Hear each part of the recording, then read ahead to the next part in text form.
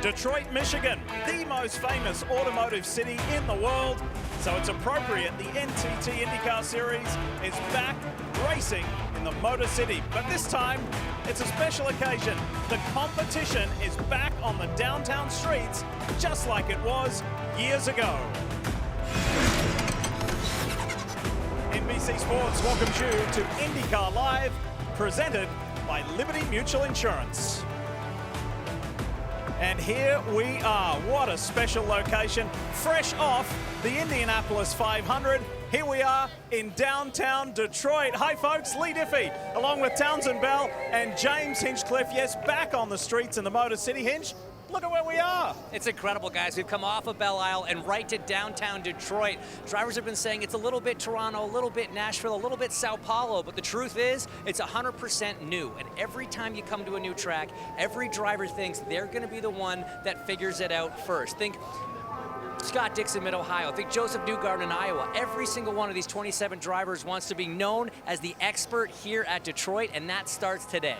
When things get a little bit tense and intense, this guy gets excited, T-Bell. He's the ultimate competitor. He likes it when it gets a bit feisty, a little bit aggro. Are we going to see that today? Oh, you bet. And I'll tell you why. It's a brand new racetrack, but not the start of the season. We just came off the biggest race of the year, the Indy 500. There's 27 cars, 27 drivers in this field, but 26 are ticked off. They are fired up. They are frustrated that they didn't win the Indy 500. And street circuits like this tend to bring out the worst in a driver. You get hot, you get frustrated, aggravated. This is going to be a chaotic race. All right, let's get you up to speed with the big storylines for those of you who haven't been with us across the weekend. Yes, just 7 days ago, on his 12th attempt, Team Penske's Joseph Newgarden wins the greatest spectacle in racing, the Indy 500. Top three in the championship, Alex Palou, Marcus Ericsson, and Pato O'Ward. How will today be for those guys? And how about the front row? Yes, Palou is a regular storyline there because Alex won his first ever street course pole, and he starts right alongside Team Penske's Scott McLaughlin. So let's go right to the head of the field with Marty Snyder. Lee, we're backstage at driver intros. You mentioned Alex Palou on the pole, but I want to talk about this track. Why has this track been such a challenge for the drivers all weekend long? I mean, it's really bumpy, it's really tight, but I mean, it's a good challenge, obviously. Had a lot of fun during qualifying. Let's see how it is now in the race. Hopefully there's not too much drama, but yeah, hopefully you can stay up front all day. We know it's 100 laps, so a lot of things can happen. Alex, the team spent the entire month of May just worried about the Indy 500. After that race, how quickly does the attention turn to the championship, which you've won before?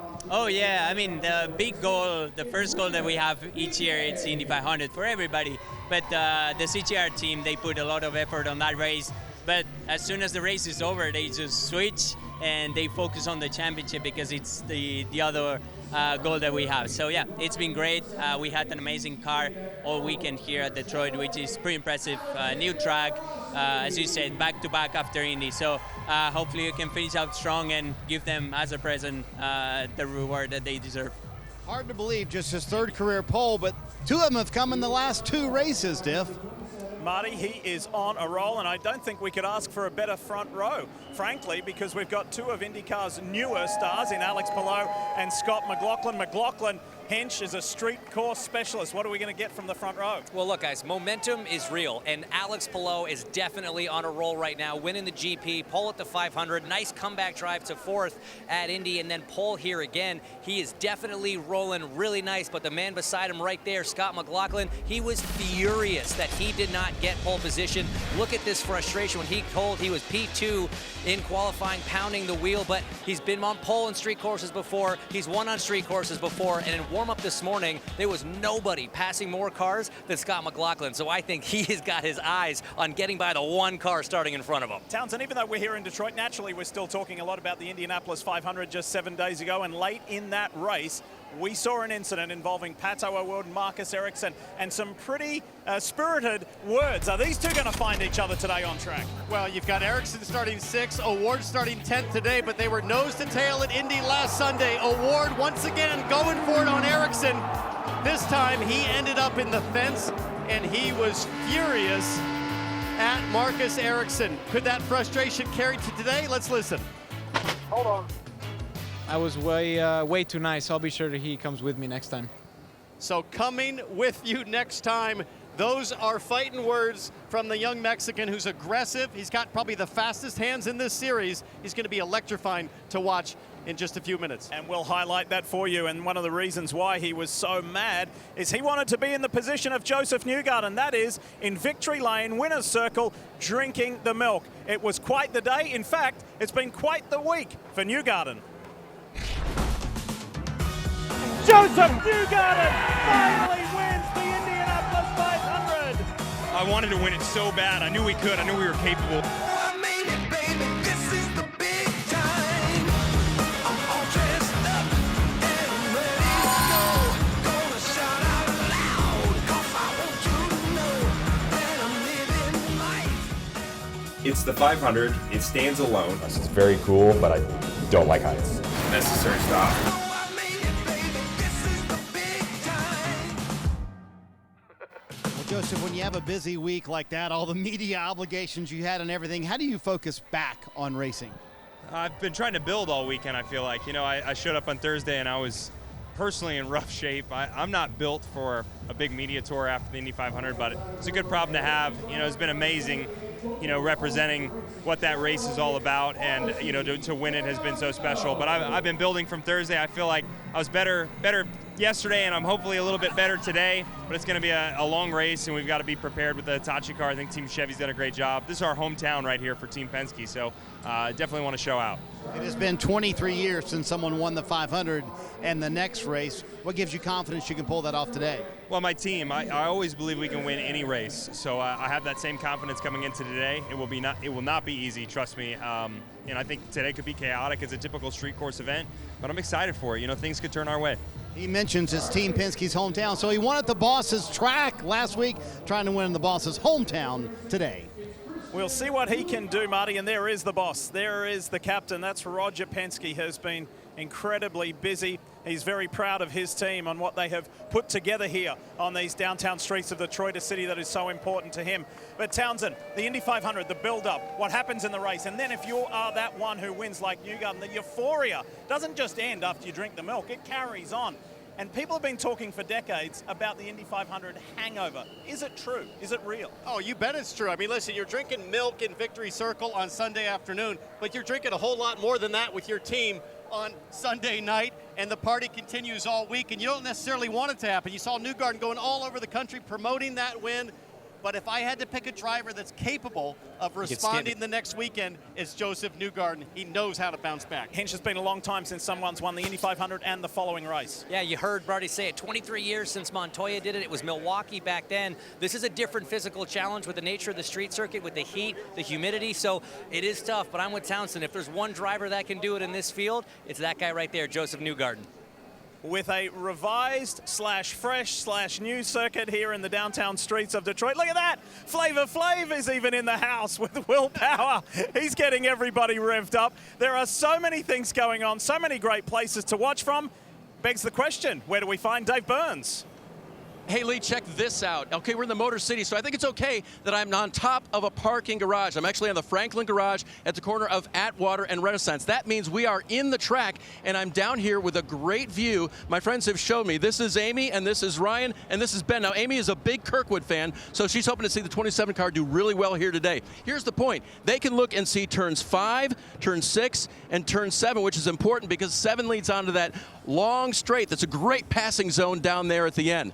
And when the organizers put this event together, they want to make sure places like this were accessible to anybody free of charge. They walked up here. They didn't pay any extra to get up here. They've got some food they can buy. They've got a great view of the racetrack. And they've got a great view of the Detroit River and, oh, Canada. Good stuff, Dave. We'll get Hinch to comment on that a little bit later. There has been so much build-up to the return to the streets here in Detroit, in the Motor City. So appropriately, it's time to crank it up with the pre-race ceremonies. Ladies and gentlemen, at this time, we ask that you please rise and remove your hats as the U.S. Army Garrison Detroit Arsenal Color Guard presents our nation's colors. Please remain standing as Senior Pastor of 2nd Ebenezer Church, Bishop Edgar Van, offers today's invocation.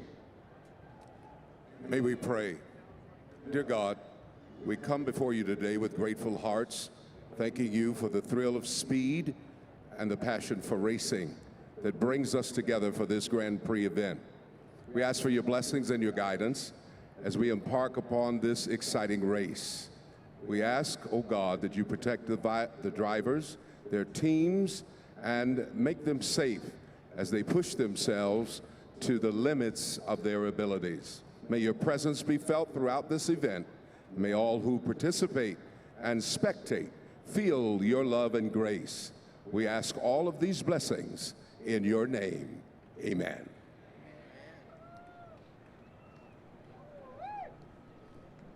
Here to perform the Canadian and United States national anthem are members of the season 14 America's Got Talent runners-up, the Detroit Youth Choir.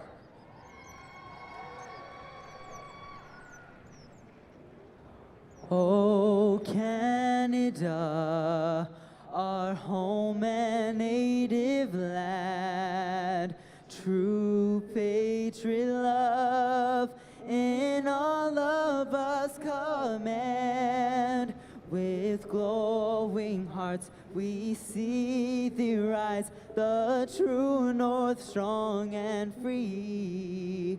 From far and wide, oh Canada, we stand on guard for thee.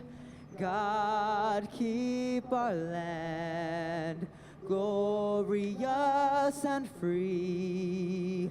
Oh Canada, we stand on guard for thee. Oh Canada, we stand on guard for thee.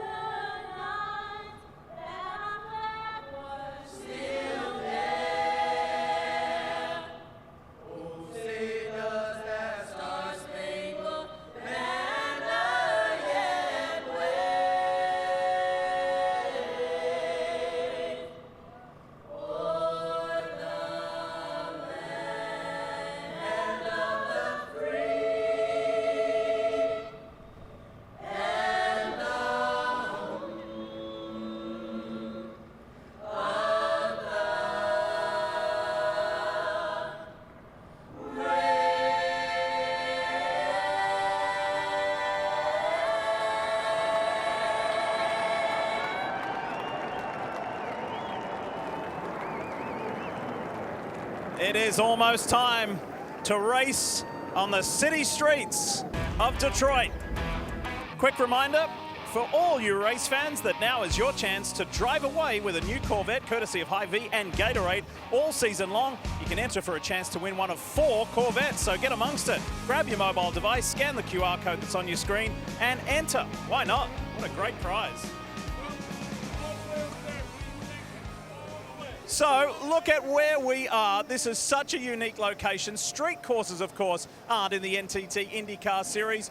But James Hinchcliffe here on the streets of Detroit, are we expecting chaos? We talk about cautions breeding cautions. Are we going to see chaos today? Well, look, I think the truth is we don't know what to expect. We haven't raced here before yet, guys, but a sports car race did happen here yesterday, and there was some pretty spectacular action down into turn 3, which is where we're starting the race in the IndyCar series. Look at that, up and over. That is some pretty dramatic stuff, and you got to think with 27 Indy cars barreling into this corner for the start of this race, there's a very high probability we're going to see some action, we're going to see some carnage, we're going to see some cautions. Might not be the only place we see action, Townsend. We're standing in the middle of a split, a two-lane pit road. Yeah, how's this going to work out? I don't think we have any idea, but let's call it a zipper. You've got two sides coming together.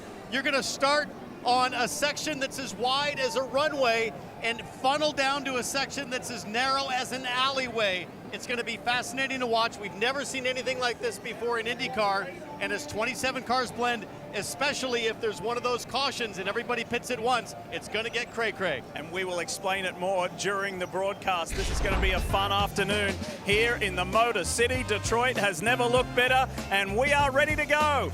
IndyCar racing in Detroit.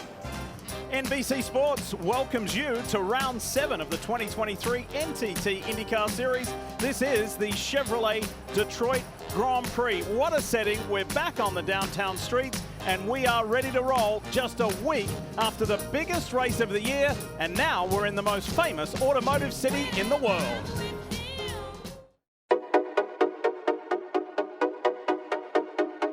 This is the greatest spectacle in racing. Fans are on their feet. They have been on their feet all day long. Oh no! Kirkwood!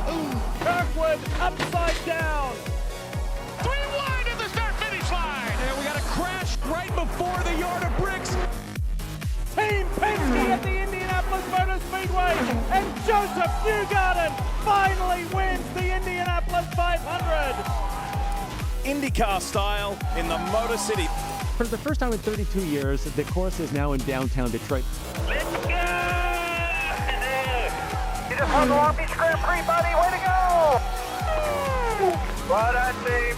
Let's go. Good job, boys. Thank you so much. Yes, finally! There has been so much anticipation, so much build-up to IndyCar's return to the downtown streets here in Detroit. So let's go trackside for the command to get things going. Race fans around the world and here in Detroit, it's time for the most famous words in motorsport. Here to give the command, please welcome GM Vice President, Global Hardware Components and Subsystems, Michelle Gardner. Drivers, start your engines!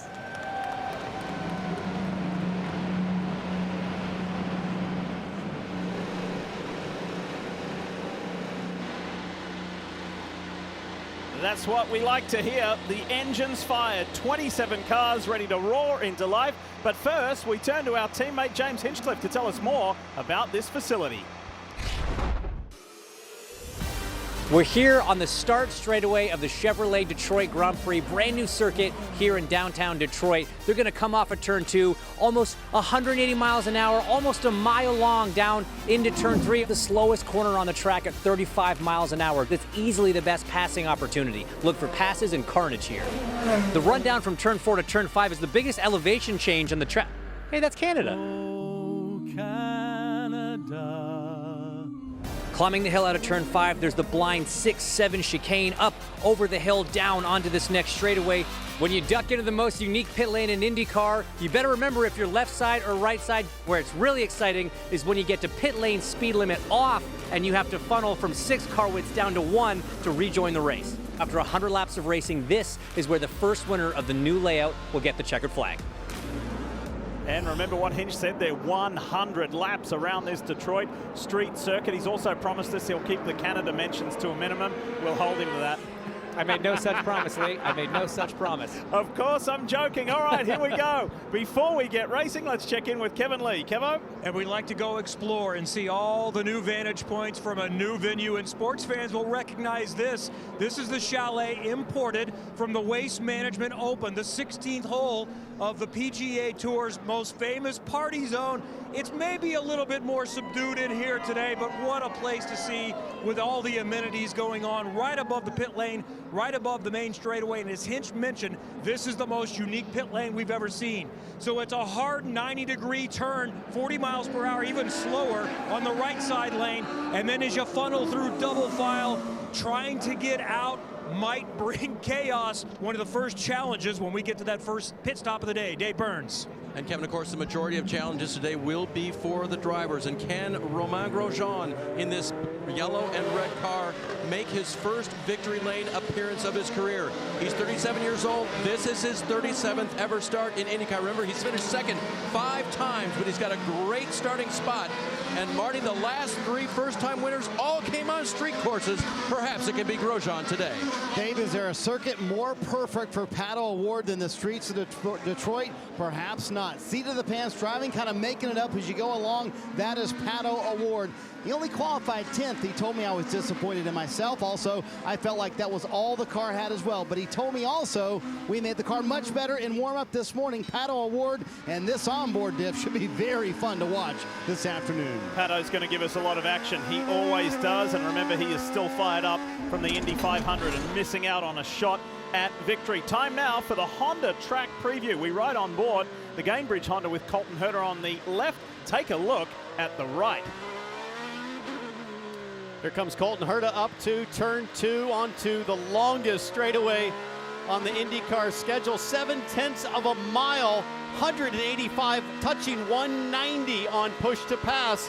These guys will be fanning out 2 or 3 wide on starts and restarts, looking to make moves happen. There's also a good passing zone going into turn 1 before this straightaway. And we've seen a lot of cars in the runoff in turn 1. It's a very bumpy break zone. It's also where you have to merge out of the pits. A lot of close calls going to be seen there. As Townsend said, turn 2 super crucial to get that monster launch off down the long straightaway. Also, worth noting, different start position to where the finish line is, kind of like Mid-Ohio. That's right. You'll start and restart on the long back straightaway, and the finish line is in front of pit lane where the main grandstands and suites are. This section right here, 5, 6, and 7, really tricky. You come downhill to turn 5, and then a very narrow snaking chicane through 6, 7.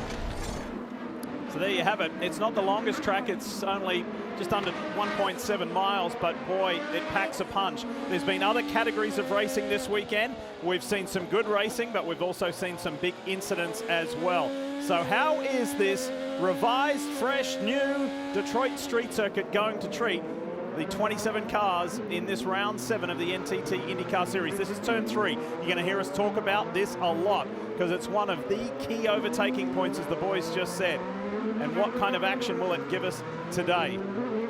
I like one of the McLarens there going a little bit wide intentionally in turn 3, trying to see what the grip level is for the outside line. Majority of the tires starting on those softer alternate tires. They've got the green sidewall.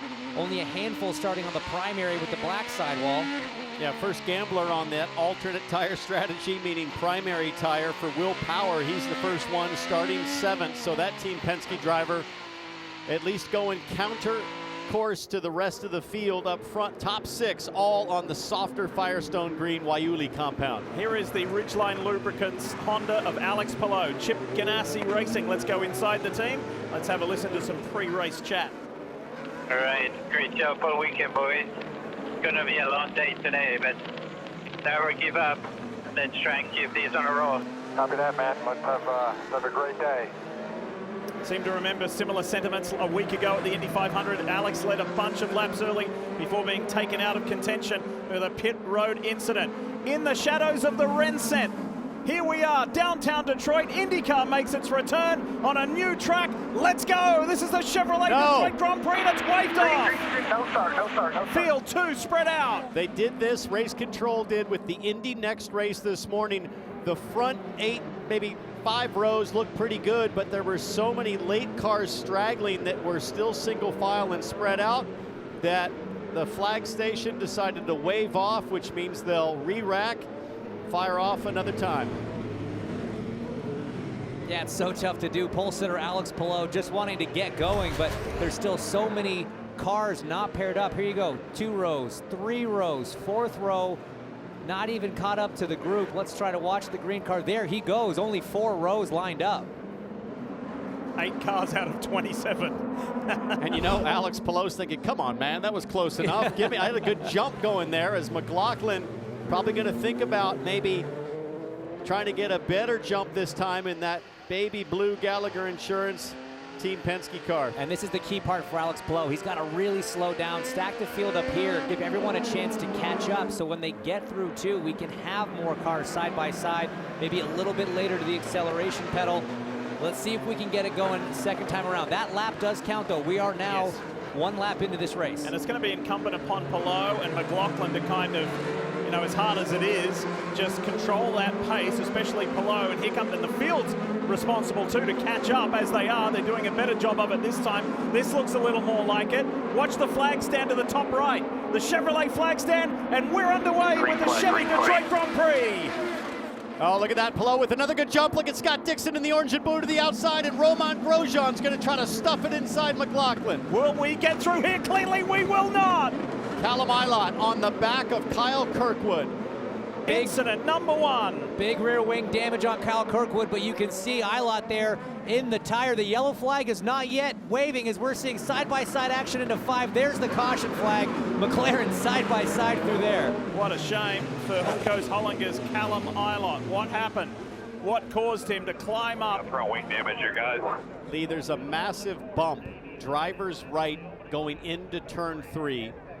That you cannot avoid on a start when you're on the outside. It wouldn't surprise me if Callum Ilott got heavy into that bump, locked up his front tires, and went skidding into the back of Kyle Kirkwood. You got to remember, as you're practicing around this track, and it is the first time we've raced here, so not a lot of experience. We see Kyle Kirkwood now peel into that split pit lane for some hefty repairs to the number 27 AutoNation machine. And this team, Kevin, have worked overtime after that car was heavily damaged yesterday. Leave it running. Kyle Kirkwood said, I think it's just the rear wing, so they'll change that entire assembly. And since it's under yellow, they should stay on the lead lap. But he is going to lose that mid-pack start position all the way into the back. They've not changed the Firestones at this point. You just heard Brian Herta talking to him, former IndyCar race winner strategist, telling him we got some time. Let's have a look at what transpired between Callum Ilott, Kyle Kirkwood. Look in that second, that higher line to your left. Further back, you're going to see the bright pink AutoNation Honda, the green and black Hunkos Hollinger car. It's about to come into shot on the right. Bang. Callum Ilott's day is over, just as it begun. So too is the Chevy Detroit Grand Prix. We'll be back to get it going again.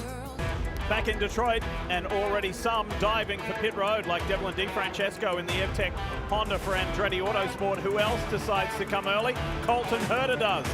In the Gainbridge Honda, teammate to Devlin DeFrancesco. He goes the other side of pit lane, Dave Burns. And remember, Lee, he did not make it out of the first round of qualifying because there was wall contact. They could not repair it to make it there. They started on the alternates. I said, how soon will we see you? To Scott Hunter, the strategist, he said soon. Kevin. Devlin DeFrancesco, Graham Rahal, Kyle Kirkwood coming back in. He didn't change Firestones the last time. He goes to the primaries and also Shell Fuel and back out. Yeah, he came in under a closed pit, but that was for emergency service, obviously, because his car was damaged. So he was able to cycle back around, come back in this time for a change of the Firestone Firehawk tires. A little benefit here for Kirkwood. I know he's at the back. I know he just got hit, but he stayed on the lead lap. He went on the harder black tire, and now he has a little bit of clear track to get heat in the harder compound. That'll help him out a little bit on the restart. But not the way Kyle Kirkwood wanted to start, turning into a tow vehicle for Callum Ilott. By the way, check this out, Hinch. This was after the Kyle Kirkwood incident. We're on board with Simon Pagenaud in the Meyer Shank machine.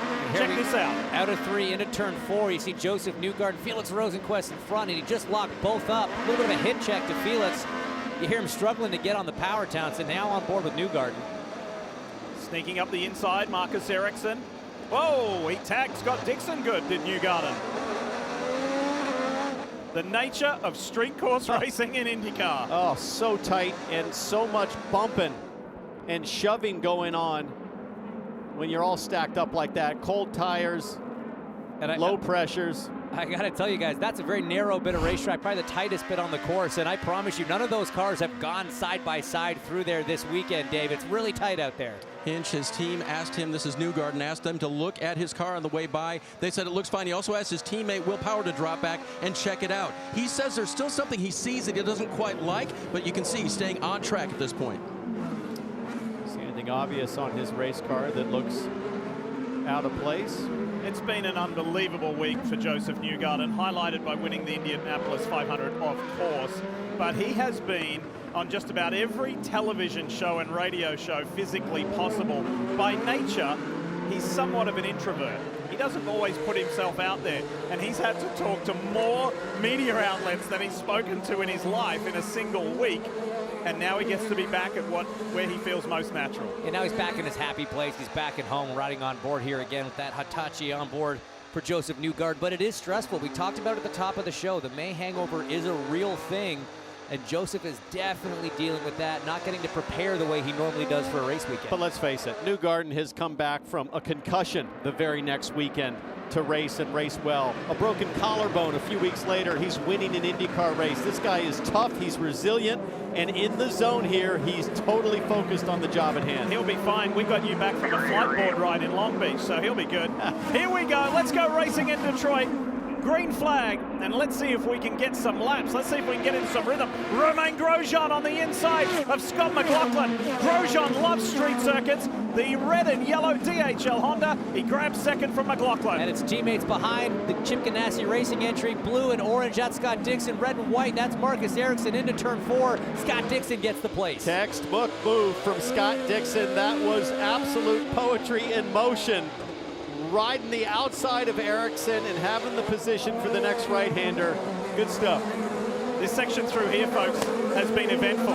Through 6 and 7, this switchback area is a kind of a hump in the middle of it, a few bumps, and really challenges the drivers, and they come back down here to turn 8, a quick short shoot. There's pit entry, there's the split pit lane, and here they come to finish the lap. There you see the checkered flag on track, and away we go down again into turn 1. And then a climb hinge. TV doesn't do it justice up to turn 2. It's quite uphill there for sure, Diff, and look at the jump that Alex Palou already has on the field. It was a great launch off of 2 for the restart, Townsend, but he is super comfortable even on cold tires around here. The reason Alex Palou is so hard to beat is that this racetrack rewards precision and consistency. Palou is a shining example of those 2 attributes. I talked with Barry Wanzer, his strategist, just before the race, and he was smiling as the McLaren teammates, Rossi and O'Ward, mixing it up. But Barry Wanzer was so confident in his driver, he said this is the perfect kind of challenge for Palou. That precision is going to pay off. And a good way for him to bounce back from a disappointing Indy 500. But with that being said, he came from the back up to 4th place. So it's Palou, Grosjean, McLaughlin, Dixon, Ericsson, Power, Newgarden. Rosenquist is the best of the McLaren cars. Simon Pagenaud for Meyer Shank Racing in the top 10. And then Pato O'Ward. Keep your eyes out for car 11. That's Marcus Armstrong. He's the blue and white American Legion car right there, just going through shot. The young Kiwi driver adapted to this new street circuit really well, James, and he's going to be fast. Yeah, no doubt. You come here as a rookie, not having to fight that battle of other drivers having tons of experience at a track. You think St. Pete, you think Long Beach. His teammate Scott Dixon has dozens of races at those tracks. Here, it's new for everyone. So even though he's still learning the car, learning the team, learning the series, he had exactly the same number of laps around Detroit as everyone else, and that's allowed him to really close that gap as he is all over the back of that McLaren of Alexander Rossi. And you know, James, what is interesting about that, I talked to Marcus about that this morning. He said, I knew it would be an advantage for me. What I was surprised about after the first practice session is how much confidence that gave me, that I'm on a level playing field with everyone else. He said, as you mentioned, my teammate Scott Dixon doesn't have any secrets I don't have here. And then he said, well, mate, he probably does have a couple of secrets that I don't know about, but this place, we're pretty level.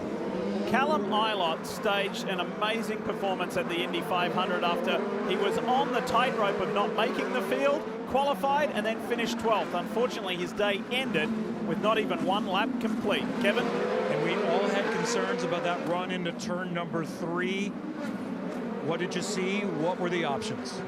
I didn't have anywhere to really go, but it's my bad for kind of being a little bit on the late side. I was gaining a bit of time, and they just checked up a little bit more than I anticipated in the last bit, and I wasn't coming with that much more speed, but I just couldn't slow it down on the last part. So sorry to the team and sorry to Kyle, because that didn't help him either, but yeah, on to the next one. Thanks, Callum.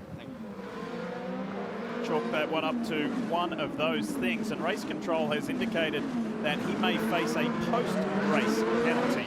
We'll follow that story up in a moment. Riding aboard the NTT data machine of Felix Rosenquist, the highest placed of the Arrow McLaren squad. You're watching NBC's coverage of IndyCar, brought to you by Shell Renewable Race Fuel, powering progress at 225 miles per hour. And by NTT, official sponsor and technology partner of the NTT IndyCar Series. Welcome back. What a sight. What a place we are racing today. Want to deliver you the GMR track facts here, of course, for a new track. Have a look at some important figures there. Just under 1.7 miles. The 9 turns give plenty of challenge to the drivers, and we're doing 100 laps here today. You want to know a fact that's not on there? 252 manhole covers that needed to be welded closed so they didn't come up unnecessarily on this street course. Great job by everybody who put this facility together, everybody from the Penske group. And here we see some challenges. Joseph Newgarden going the wrong direction. He is. I think you're starting to see the fall off of the softer green tire as the guys that gambled on black tires are really pushing forward. You see that with Will Power, and you see that further back here as Simon Pagenaud in that pink and black number 60 is struggling with these 2 Bitnile cars, Connor Daly and Rinus VK, pushing really hard. Yeah, we saw Marcus Ericsson lose a couple spots as well. Will Power and Rosenquist both going back by him. So struggling on the alternates as Ericsson, as those, as you said, those primaries are really coming to life. Hey, Marty Snyder, this is race 7 of the year. Alex Palou has now led at 5 of those 7. Such a consistent year for him after being on the pole today. He's led every lap, but Barry Wanzer, his strategist, wanted to let him know, even though you got a 6-second lead, here's what the rest of the field is saying about tires.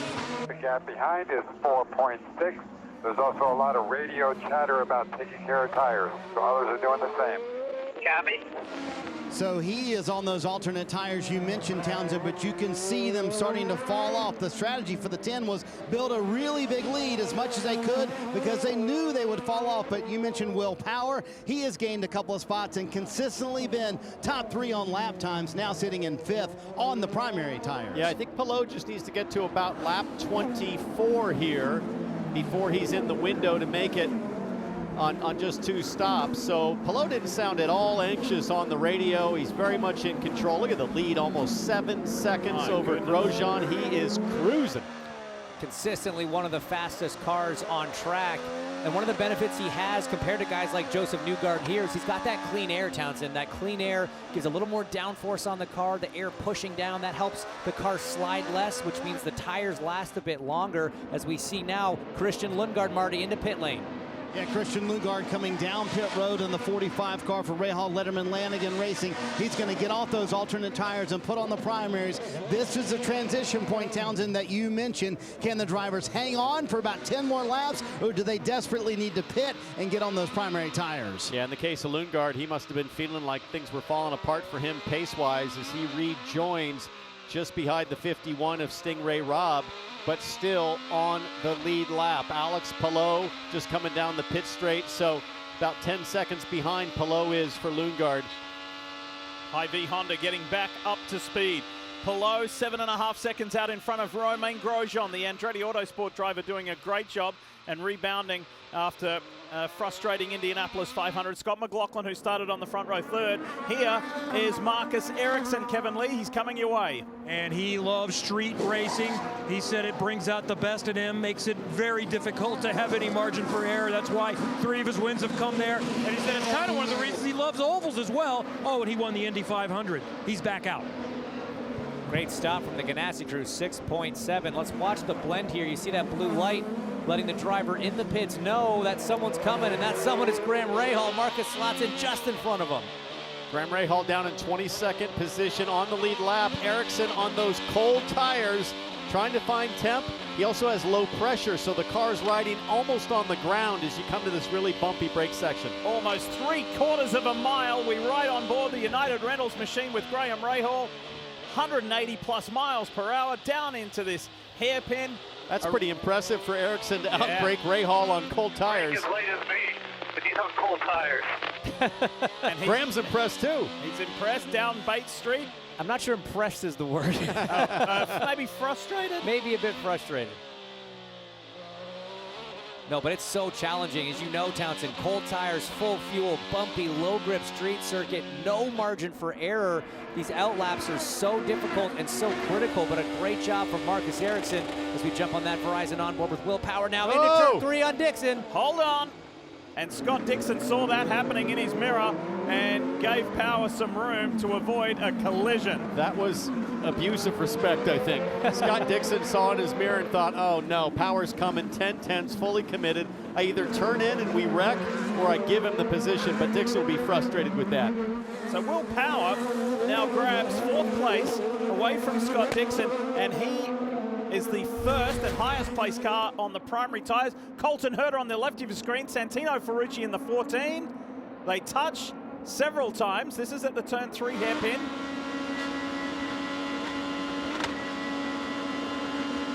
Game of chicken. Little bit of wheel hop. Those bumps, as Townsend mentioned earlier. And Ferrucci unrelenting there, didn't give the position up. Making life difficult for the Gainbridge Honda driver. Meanwhile, up front, Alex Palou in command to the tune of 8 seconds. 20 laps down, 80 to go in this Chevrolet Detroit Grand Prix, and things are getting racy. Yes, the drivers are experimenting. They're finding some lines, some options, and they're executing. There's been some forceful driving going down, that's for sure. On board the United Rentals machine with Graham Rahal, who is already pitted. So too is the car up ahead, Marcus Ericsson. They're a little deeper in the field in 18th and 19th at the moment. Alex Palou still leads and continues to grow his advantage. 9.3 seconds. This is Will Power on Romain Grosjean. The black and red Verizon Chevy. That's now for 2nd place. You saw the brake dust coming out of the front wheels on that number 12 Verizon car. He is absolutely working those brakes into turn 3 to make these passes happen. But this is exciting, guys, as those alternates start to fall off.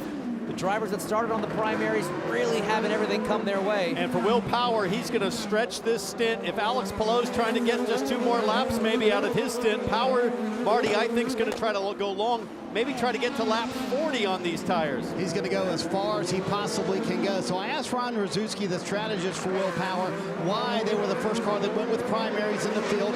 He started 7th, and he said, listen, if we want to win back-to-back championships, we got to start making up some ground. They are 9th in the championship standings coming into the race today. He said, we have to start posting some wins. We have to do some things different than everybody else in the field, and this is what they've done. Power storming up from 7th to 2nd, and yes, Townsend going to try and stretch this run as long as he can. Well, let's continue that conversation. Let's have a look at the predicted pit stop windows powered by NTT, especially given where the front runners are.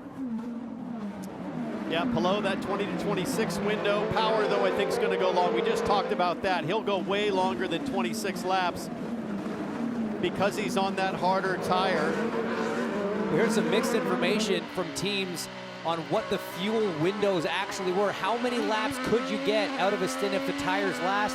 We hadn't run a real race stint yet, right. So there was some mixed answers from pit lane when we talked to drivers and teams after warm-up. So a lot of these teams are kind of learning on the fly as we go. And I think the alternate tires are going pleasantly for those on them. They're going longer, perhaps, than they had expected. What happened here? Check this out. Well, this is on board with Kyle Kirkwood, who just stuffed Simon Pagenaud into turn 9, the final corner. Really surprised Pagenaud with this move. Forceful, but Kirkwood is on an absolute charge. Along with his teammate Colton Herta, Kirkwood's come from the back after that caution. And Herta's up 11 positions. Kirkwood all the way up to 14th right now. And look who we find together. The 3 Arrow McLaren men, led by Felix Rosenquist in 6th, Pato Award 7th, Alexander Rossi 8th. They're all trying to make an impression. They've got to get by Stingray Robb first. Let's talk more about the 26 of Colton Herter, who's made up some good ground too, Dave Burns. And Lee, after starting in the back, came in for that early pit stop to put on the primary tires. Scott Harder told me that this car is much better than it obviously showed in qualifying. And after about 14 laps on the primaries, Harder was then radioing the driver, "You are now running as fast as the leader." Kevin. Scott Dixon comes in. He's going to get off the alternates. They just asked him, how are the tires? He said, not great, but they're hanging on okay. One theory is after a big drop off after about lap 12, they stabilize a little bit to primary Firestones. Well, I'll tell you what, I'm watching the lap times of Palou and Power, and this is the point where Power has the advantage. He's about 1.2 seconds faster now on that harder black tire as Palou tries to stretch this stint and hang on to the greens. The one thing about the moving that Power is doing up through the field, 91 seconds of his 150 for the push to pass has been used. Palou's got 142 left. And remember, at some point, Power still has to put on those alternates and suffer through that stint without being able to use a ton of push to pass to defend. And that's why Power's going to go as far as he can on this stint to shorten maybe the middle stint on the alternate tires, or he'll try to go long again on blacks and shorten the final stint. I think he'll go alternates for the middle stint so he can pit on the earlier side for the end of the race. That protects him against an untimely caution. Well, Power had a really good Indy 500 run going despite having some mechanical challenges with his car, and he tagged the wall late in the race. He said, I didn't even know I hit the wall until I was going down the back straight and the steering was off and I had to come into the pits. He said it was such a shame. He said other than the challenges I had early in the race, it may have been the best car I've ever had at the Indy 500. And remember, he's an Indy 500 winner. No driver in this field more street course wins than Will Power. Next closest driver, Scott Dixon. Power has 18 street course wins in his career. Dixon, 12. Almost half of his career wins have come on street circuits. For good reason. He's got freakish abilities, crazy fast reflexes. He's a drum player, an impressive drum player on his spare time. And that eye-hand-foot coordination all comes together around here. And he got to do driver introductions, the drive around with Flavor Flav. Guy knows a thing or two about percussion.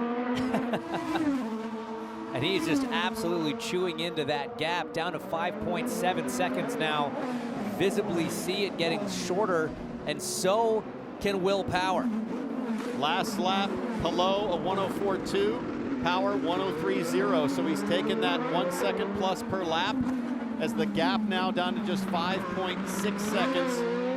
Palou to Power. 2 cautions in the race thus far. There were everybody had their own and varied opinions on would we see a stoppage, would there be a huge amount of cautions. It's the nature of street course racing in IndyCar, but especially at a new circuit and some of the characteristics of this. But one of those 2 cautions that we've had so far today was for the initial start being waved off. So only 1 caution thus far for an on-track incident.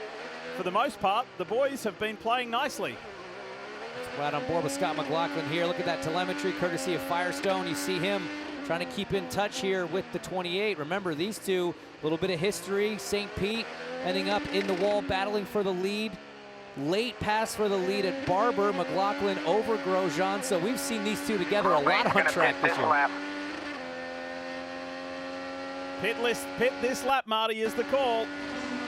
That's for Marcus Armstrong, who's going to come down pit road here in just a second. And it's interesting, they almost decided to come down at lap 12. There you see him leaving pit road right now, going to the primary tires. He told the team, I'm going to be the best tire manager I can be today. They decided to leave him out. He made it to lap 27, but I think Alex Palou thinking about coming here in the next couple of laps. Look at Grosjean needs to think about coming. Yes, McLaughlin's all over him. The Gallagher Chevy hassling the DHL Honda. Down at water before you hit turn 8, and Grosjean's blowing it. Disaster for Grosjean. He's going to have to figure out how to turn around. He's lost about 3 or 4 spots, and he's coming to the pits.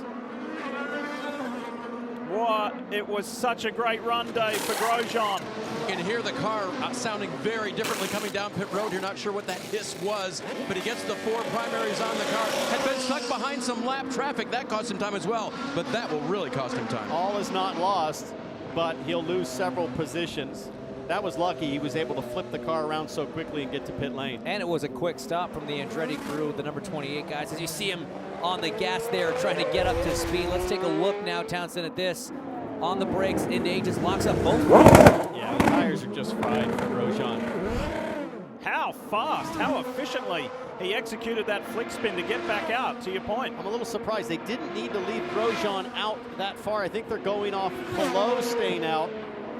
But guys, Palou down to 1.5, Townsend. Sorry, as we see him in the pit lane, Marty.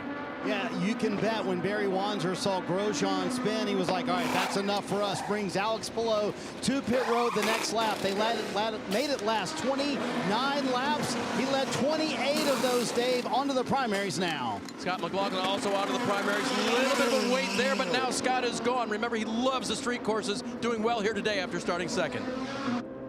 I think it might turn out to be a little bit of a mistake to have left Palou and Grosjean obviously out that far, because Power has really closed that gap. I think they probably could have pitted to Palou a little bit earlier. We'll have to see. McLaughlin comes out in front of fellow New Zealander Scott Dixon. Here we go. Back straight, almost 3/4 of a mile.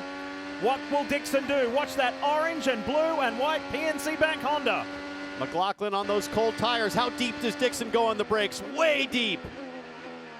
That shows you what hot tires can do. Oh, wait a second. Now it's the drag race down to turn 4. Scott has the inside line there, Dixon. But still, good effort from McLaughlin to fight back there, not make it easy for him. Dixon was behind McLaughlin at the opening portion of the race, so good work there, but they're on a slightly different strategy. Upper hand for Dixon at the moment. Power leads.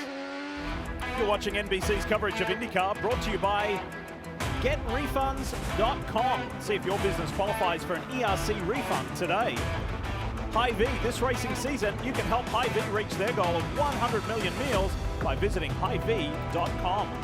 And by Ego, the #1 rated brand in cordless outdoor power equipment. What a sight that is.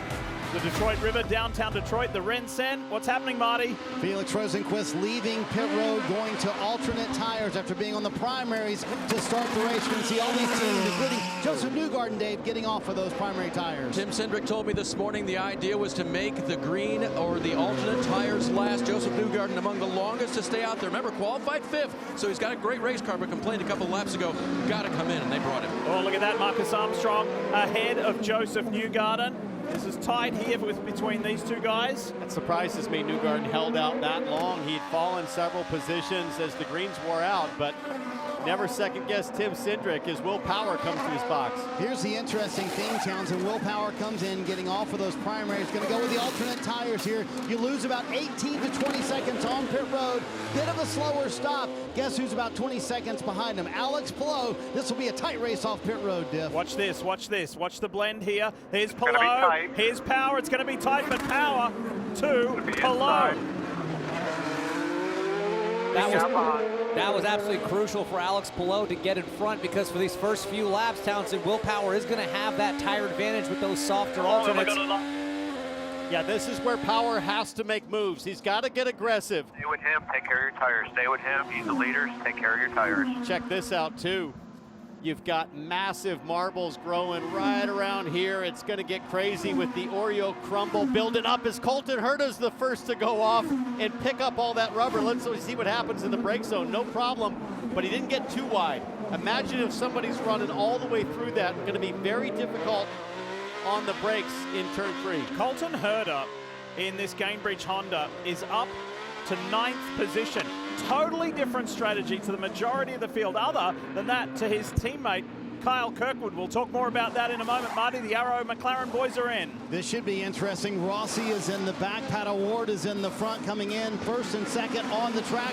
Quick stop by both of them. Now the drag race off pit road. Rossi will actually pass Pato here on pit road, going to the alternate Pato tires. stalled. Pato is not under power. It's broken. Oh no. He didn't stall. I think he broke a half shaft maybe, or something in the drive line. He crashed drive shaft's broken. Drive shaft. Crashed out of the Indianapolis 500 late last week. And now, while running strong in the top 10, it seems like it's over for Pato O'Ward. And I could see the race officials not allowing the pit crew to run. Oh, there they go. with the quick jack. They'll roll him back, but that, if it is in fact a broken half shaft, that'll be the end of the day. This is one of the championship favorites coming into this 2023 season. One of the most excitable young drivers in IndyCar. Last week, he was one of the main contenders for the 500. And something out of his control may have just ended his Chevy Detroit Grand Prix. He was third in points coming into this weekend.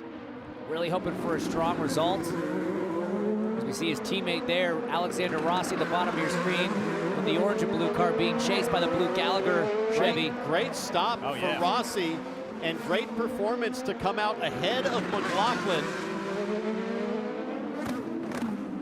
Rossi was a little unlucky in qualifying. Should have been higher than where he actually was. Alexander started down in 13th place. He was unlucky not to make it to the fast 12. Here's the Mission Foods on board. Hard on the brakes into turn 3. Look at those bumps. Yeah, it's a wild ride inside the cockpit of an Indy car. Yeah, and for Rossi now, he's running those alternate tires after starting. What did he start on here? He was on the black tire, so he's got to protect these. Don't get carried away and spin them up and overcook the throttle application or the corner entry on the softer greens. His Pato Award, maybe no broken drive shaft. Maybe it just went into anti-stall, James. It went into anti-stall, but then you could see it was still running. He tried to get going, and then it stalled. What happened, man? Yeah, bizarre situation there in pit lane. Hey, Hinch, they didn't get The tire wasn't on tight. so we had an open diff. And We they had should be an all open good here. diff. Will Anderson just told me the same thing he told Pato Award, so kind of explaining what that could be. I just didn't get the wheel nut all the way on. Kev? Kyle Kirkwood was one of the early stoppers. Remember, he took contact at the beginning, so he's well on strategy. From lap 4, he goes on to lap 37, so a little more than 32 or so under green flag conditions for Kirkwood back out. And his teammate Colton Herter will be coming soon too as he rejoins just ahead of Connor Daly. Let's show you Pato Award's pit stop. Have a listen.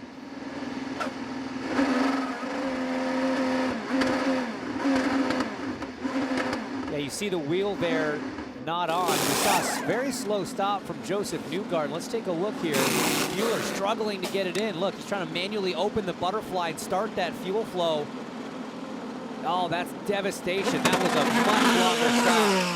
12.8 seconds for Joseph Newgarden. Watch to the right-hand side there. Watch the rear left wheel. I think he goes to pick up the wheel nut that fell out of the gun. I think the gun went on. He didn't realize the nut wasn't on. And then there was no drive for Pato Award. Unfortunately, he's now a lap down to the leaders. All not lost, but Pato Award just needs to drive quick laps, hope for a yellow, and get things stacked back up. Hey, we're not even halfway yet, not even close. So this day is not done yet. Well, seemingly it was, but it's not now. He gets a second chance Pato Award in the Arrow Chevy for McLaren. And that's what's so cool about these IndyCar races, guys. Just think back to the Indy 500. Alex Palou in the running for the lead, back and forth with Rinus VeeKay. They come together on pit lane, goes all the way to the back at half distance, races his way back up to 4th place. So you know that the number 5 team is coaching Pato Award on what to do as we now look at some Firestone telemetry here. Let's see what kind of pace Pato has on these alternates. What's that top speed too? Legitimately, the biggest mover in this field is Alexander Rossi. Now, while Herter and Rahal may have made up more just on cycle, here he is with Dave. Rossi has made up 8. Dave Burns. Colton Herta makes the turn onto pit road, takes the left-hand side down. Another load of primaries there. They asked him if he wanted any changes. The answer, nope, and he's gone. Colton had a couple of things happen to him this weekend that did not reflect how strong this Cambridge Honda has been this weekend. If he were to do something special today, and he's got to keep digging, it would not be a surprise for him nor Kyle Kirkwood. They've both had fast cars this weekend. Hey folks, now's your chance to drive away with a brand new Corvette courtesy of Hy-Vee and Gatorade. All season long, all you have to do to enter for a chance to win one of 4 Corvettes, in fact, is grab your mobile device right now, scan the QR code that's on your screen, and enter. Good luck. Get amongst it. One of 4 vets. Could be yours. Racing on the streets of Detroit, Lee Diffie, James Hinchcliffe, Townsend Bell, Kevin Lee, Marty Snyder, Dave Burns. We're enjoying an afternoon here in the Motor City as the orange and black Arrow Chevy, Pato Award, is clawing his way back from a a wheel issue on his first pit stop, and right behind him he has Alex Palou, the race leader, that bright green car. That is Palou. I think he just passed Alex Palou there, Diff, so using those fresh alternates to get himself back on the tail end of the lead lap, that's very important for Pato O'Ward at this point, because if a yellow does come out, he now doesn't have to get the wave around. He just cycles around the back. Just stuffed in the wall. and crashed. In the wall, turn 9, Pato O'Ward. We thought it was over in the pits, but it's now over on the racetrack. O'Ward desperate to clear Ferrucci, and it's ended in the concrete barrier. We saw Kyle Kirkwood try that move on Pagano earlier, and it worked, but for O'Ward, it went horribly wrong. Oh, he'll be frustrated. He was trying to make up for lost ground. Let's see what went down for Pato O'Ward.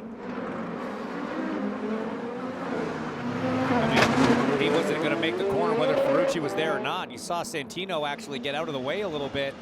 Seeing Pato coming, he just carried too much speed in, it looks like. Yeah, it's just desperate. Nice bit of driving from Ferrucci. Yeah, very heads up. Unfortunately, Ferrucci goes a lap down. Unless the yellow was out, I don't think it would have been no. So Ferrucci goes a lap down, unfortunately. You see Pato missed the apex there by half a car width. He was just in too deep. And like you say, very heads up from Santino to see him coming, give him the room, and not get collected in that as well. Yeah, too much too soon there. Boys, that was a hard hit. Pato O'Ward already in the back of the AMR safety vehicle. So when a yellow comes out, I immediately think, who does this advantage? And I think it's Will Power. Yes. Because he was on the alternate stint. So this shortens his alternate stint on those softer tires. Everybody's going to probably pit and finish on primaries with about 35 laps to go. So that would be around lap 65. Think about this. We are 6 races in. Probably about 20. This is the 7th race of the season. We have yet to see a pole position from this guy, yet to see a race win from this guy. That, in the scope of his IndyCar career, is strange. That's unusual. There's Pato O'Ward with the AMR safety folks. I thought he'd got into the truck before. My apologies. Now he's with them in the safety car. Oh, we've just been told he got into that vehicle, got out, and now he's going into that one. More legroom. So he's all right. He walked his own way there. So, but there'll be just frustration because he was a top 3 in the championship, but that is the case no more. So while the AMR safety crew do their normal excellent job at clearing up this situation, let's check in with Kevin Lee. Kevin, who have you found? This is now my longtime friend, Flavor Flav. We go way back to yesterday on Peacock. Welcome back. How are you? Yo, man, I'm having a great time right now, man. We've made you an IndyCar fan. You hadn't been here. You love racing. What do you think? Are we going to see more of you at IndyCar races? Yo, you sure will, definitely. And not only that, but if my boy Will Power wins this thing today, you're going to see me in the winner's circle. Will could perform with you. You need to get him out with Public Enemy. Hey, you know what? He got me out with him, so I don't see why I can't get him out with us. Hey, we're already working on Flavor Flav being the Grand Marshal. What time is it? Time for me to be the Grand Marshal for next year, boy. I'll be up here if you need me, Jeff. Fast friends. Yeah, Flavor. That's cool. Folks, if you weren't with us yesterday, Kevin and Flavor Flav had a wonderful exchange where he said he's with his brand new friend, Kevin Lee, who's gone from the bottom to the TOP. Oh, we digress. Here at the Grand Prix. So, third full course caution for the day. I don't think it's been as crazy as many people had predicted or thought. Give it time. But we are not even halfway. 45 down, 55 to go. Stop it, you pessimist. Hey, yellows breed yellows. I know. We said that at the top of the show, didn't we? While we see Marcus Armstrong's car, the 11 there, it's the American Legion machine. I want to tell you that American Legion is dedicated to helping veterans through their toughest times by creating an outlet for vets to be the one to ask, listen, and reach out for help. You can learn more at www.betheone.org. And we want to thank American Legion for their involvement with not only Chip Ganassi Racing, but the NTT IndyCar Series as well. Be the one. So while we're under caution, getting Pato Award's car out of the way, clearing up the situation and getting ready. Oh, look at this, the teammates, the two Marcuses, Armstrong and Ericsson. That was a close call. You're watching NBC's coverage of IndyCar, brought to you by Hy-Vee. This racing season, you can help Hy-Vee reach their goal of 100 million meals by visiting Hy-Vee.com. And by United Rentals, official equipment rental services provider of IndyCar and Rahal Letterman Lanigan Racing. Here we are right on the shores of Detroit River. There's the River Walk. That's Atwater Street down to turn 8. There's the pit complex, as Kevin told you at the top of the show there. You see all of the suites, the chalets on the right. They came from the Waste Management Open at TPC Scottsdale. So, so much work. Bud Denker and the whole crew from Penske putting this together have been working so hard, turning concept into a reality, bringing IndyCar back to the downtown streets of the Motor City. It has been very cool already this weekend, but have a look at those marbles. Well, everywhere. They did not get a chance to sweep the track as the green flag's out. Here we go, back to racing. Alex Palou at the front. Will Power, the red and black car in pursuit. Ferrucci, he's not on the lead lap. He tucks into third ahead of Dixon. Dixon pops out, clears him. So too does Felix Rosenquist in the 6. Here comes Alexander Rossi around the outside. McLaughlin in the bright blue machine. And Ferrucci's a sitting duck. He's trying to stay out of the way and not hamper any of these front runners' races. Yeah, he's really in the way now. He thought he might have a shot to get on the lead lap, but they're going to shove him and push him and move him over as the faster cars come through. Lundgaard side by side with Canapino.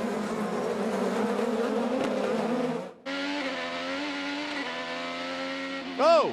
Someone's in the wall, or someone got sideways in the brake zone up ahead. That got crazy. Somebody went there. There's a caution out. They dove for pit lane. Who is it? It's one of the front runners in trouble, Christian Lundgaard, but he's not the only one. He went off. There's somebody in pit lane. Ah, it's Ferrucci. But he's past his pit box, guys. He's the first pit box, so he's driven straight through. I wonder, did he get forced in there somehow? I don't know. Something happened ahead of that. Did he just take evasive action? Yellow, let's just hope no guys jumped us that are maybe not going to take that. I think guys Oh, there it is. Stingray Rob. That's down in turn 3. Down at the hairpin. Yeah, that's not where it was turn 8 where things got crazy and everybody checked up. We saw Lundgaard go long. Yeah, right, but before that, somebody either their back stepped out. It's hard to tell, but some drama at both ends of the racetrack. Let's show you what happened to Christian Lundgaard coming down here into turn 8. Watch this. He's going to run long. Had to swerve to the right to avoid the tire bundle. All I saw was Newgarden popping out there at the last second. It looked like he was losing it, but it was just a really deliberate move. As Lundgaard runs long, has to fire a 180. Simon Pagenaud on the inside of Devlin DeFrancesco. Dev moving a little bit there. And Simon was not happy. You can see the hand right there. I didn't see anything wrong from Devlin. Left him just enough room. I think in the brake zone he started coming over a little bit, maybe. Agustin Canapino looking on the inside of Christian Lundgaard. Maybe that's what got him distracted, made him go a bit long in the corner. Hey, Hinch, for what it's worth, Lundgaard once it called in said that he was forced off by Canapino. I don't know about that, but they're sending it in. I do know that that is not the case. All right, we're under caution again, 4th time today while we are under yellow. Let's hear from Pato Award with Kevin Lee. Unfortunately out early. First there was the issue on pit lane. That got you a lap down, and then what happened that put you out for good? Yeah, well, I got onto the marbles. I had to get by Santino because if Palau would get us, we were going to go a lap down. My push-to-pass was disabled as expected because we were a lap down. And yeah, I was pretty boxed in what I could do. And it was either race over or try and get past, but ended up being race over. So it is what it is. And honestly, our race went upside down on that pit stop. And yeah, all downhill from there. So it is what it is. We'll move on to Road America. Thanks, Pato. You can hear the dejection in his voice. Whoa. Meanwhile, this has happened under caution. Graham Rahal and Benjamin Peterson under yellow. The rookie and the veteran. Oh boy. We expected this street course race to be eventful. Rahal went in by himself, and I think Peterson may have got surprised. Wait for the red Sexton Properties car. Boom. Oh, the day is starting to get more and more eventful, and we've only just crossed halfway. Reminder to get pumped up. You can get amped for the 3rd annual Big Machine Music City Grand Prix. That's August 4th through 6th. It's the only IndyCar event that races over the water. It's the Music City Grand Prix in Nashville, Tennessee, and tickets are available at musiccitygp.com. This is the Chevrolet Detroit Grand Prix here in the Motor City as we welcome you back under caution for the 4th time. It has been a pretty crazy day so far, and we're only just into the second half. Alex Palou has led 46 of the 52 laps thus far on a day that's still promising so much to unfold when we get back into racing rhythm. And these longer yellows on a dirty racetrack, James, can really pick up marbles. Let's go down to pit lane, though, and check in with Marty. And another fact about those long yellows, Townsend, this could really play into the favor of Will Power. Remember the first run of the day when Alex Palou was on the alternate tires and they fell off so much and he lost all that time to Power? Well, all that was under green flag conditions. Power is churning out laps here under caution, certainly helps him with those alternates, and they could pit for the final time, Dave, here in about 15 laps, make it all the way home. And Marty, with all these different strategies, there are times when drivers have to save fuel to make it to the next window, to make the strategy that the engineers have in mind work. Well, Scott McLaughlin just got music to his ears over the radio. Okay, a little play here. This means we probably can go flat out rest of the way. There for everyone, I guess it's... yeah, but the big thing is you got 3 reds in front of you that got about 12 laps on them already. That'll be the end of the next stint, and that will take them to 1 stop to get them to the end. Kevin? Dave, Marcus Ericsson, as we look into turn 8, where we've already had some action today, is in 16th, but he just pitted a little while ago, so he's going to need to stop one more time unless this trend continues. It would take a lot of caution, but Marcus Ericsson has won some very unpredictable races, including that street race in Nashville, a debut race a couple of years ago, so don't count him out just yet. Kevin, you call out Marcus Ericsson. I want to highlight a couple of other guys having a good run that have also been assisted by this most recent caution.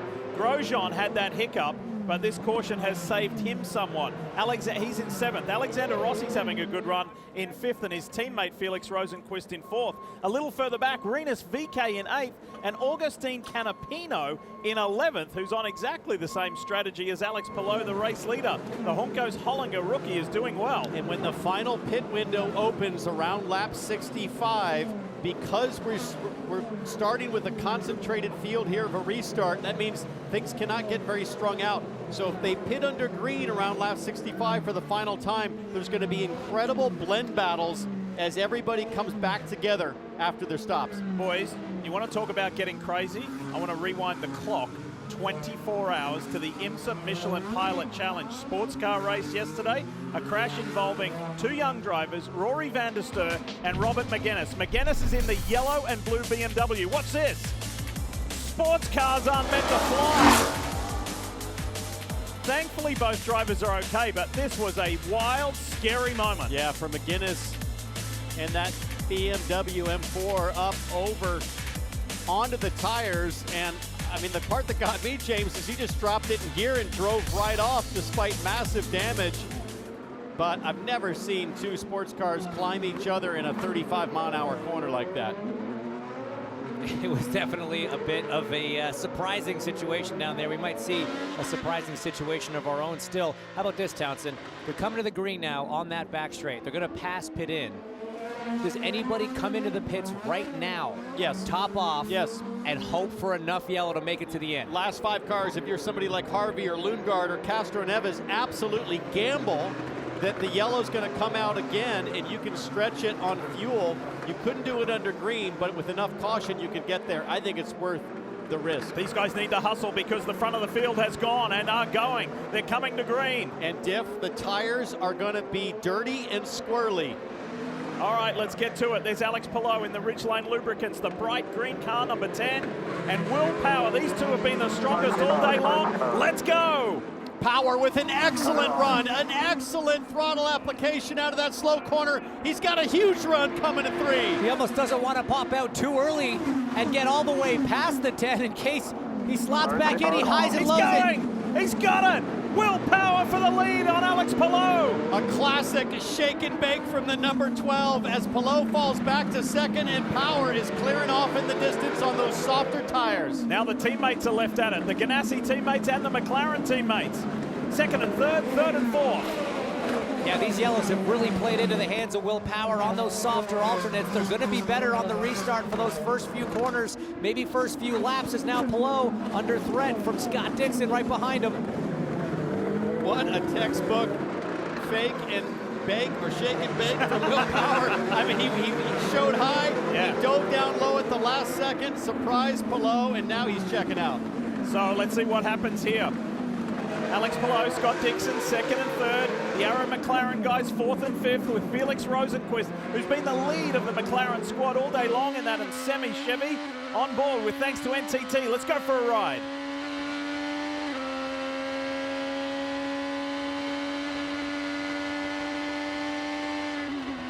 How does that sound, Hinch? It sounds fast, guys. It sounds fast. It sounds bumpy, though, on the brakes there. You hear the kind of undulations in the RPMs as the rear starts to lock up over the bumps. Grosjean now under pressure from Rinus VeeKay in that gold and white BitNile.com Chevy. VeeKay's had a good day. He's had a great day. Up 6 spots from where he started. He's on those softer alternates. That's helping his cause right now. 7 or 8 laps from the final pit stop required to make it at the end. This is the phase as a driver and an engineer where you got to communicate. What do you want for your last stop? Any wing adjustments, any tire pressure adjustments? What do we need to do to give you the chance to go out and win this thing, as Will Power has opened up 3 seconds almost over Palou. Very quickly in that Verizon Chevy. Teammates going well. Then we get back to McLaughlin in 6th, Grosjean, VeeKay Armstrong, and Joseph Newgarden in the top 10. Do you know, Hinch mentioned at the top of the show, 23 years since Juan Pablo Montoya won the Indy 500, then the very next race. For everybody else since then, the best result has been 6th. If Newgarden could crack a top 5, that would change that trend, but it just shows how tough it is to follow on from the Indy 500. Well, Newgarden really hasn't done anything wrong. He's driven like someone capable of winning the next race after the Indy 500, but it just hasn't worked out on timing. And right now, he's under attack from Agustin Canapino, which is impressive. The Argentinian rookie giving Team Penske such a hard time. He has just been given a penalty for blocking. Who? Canapino. Have a look at this.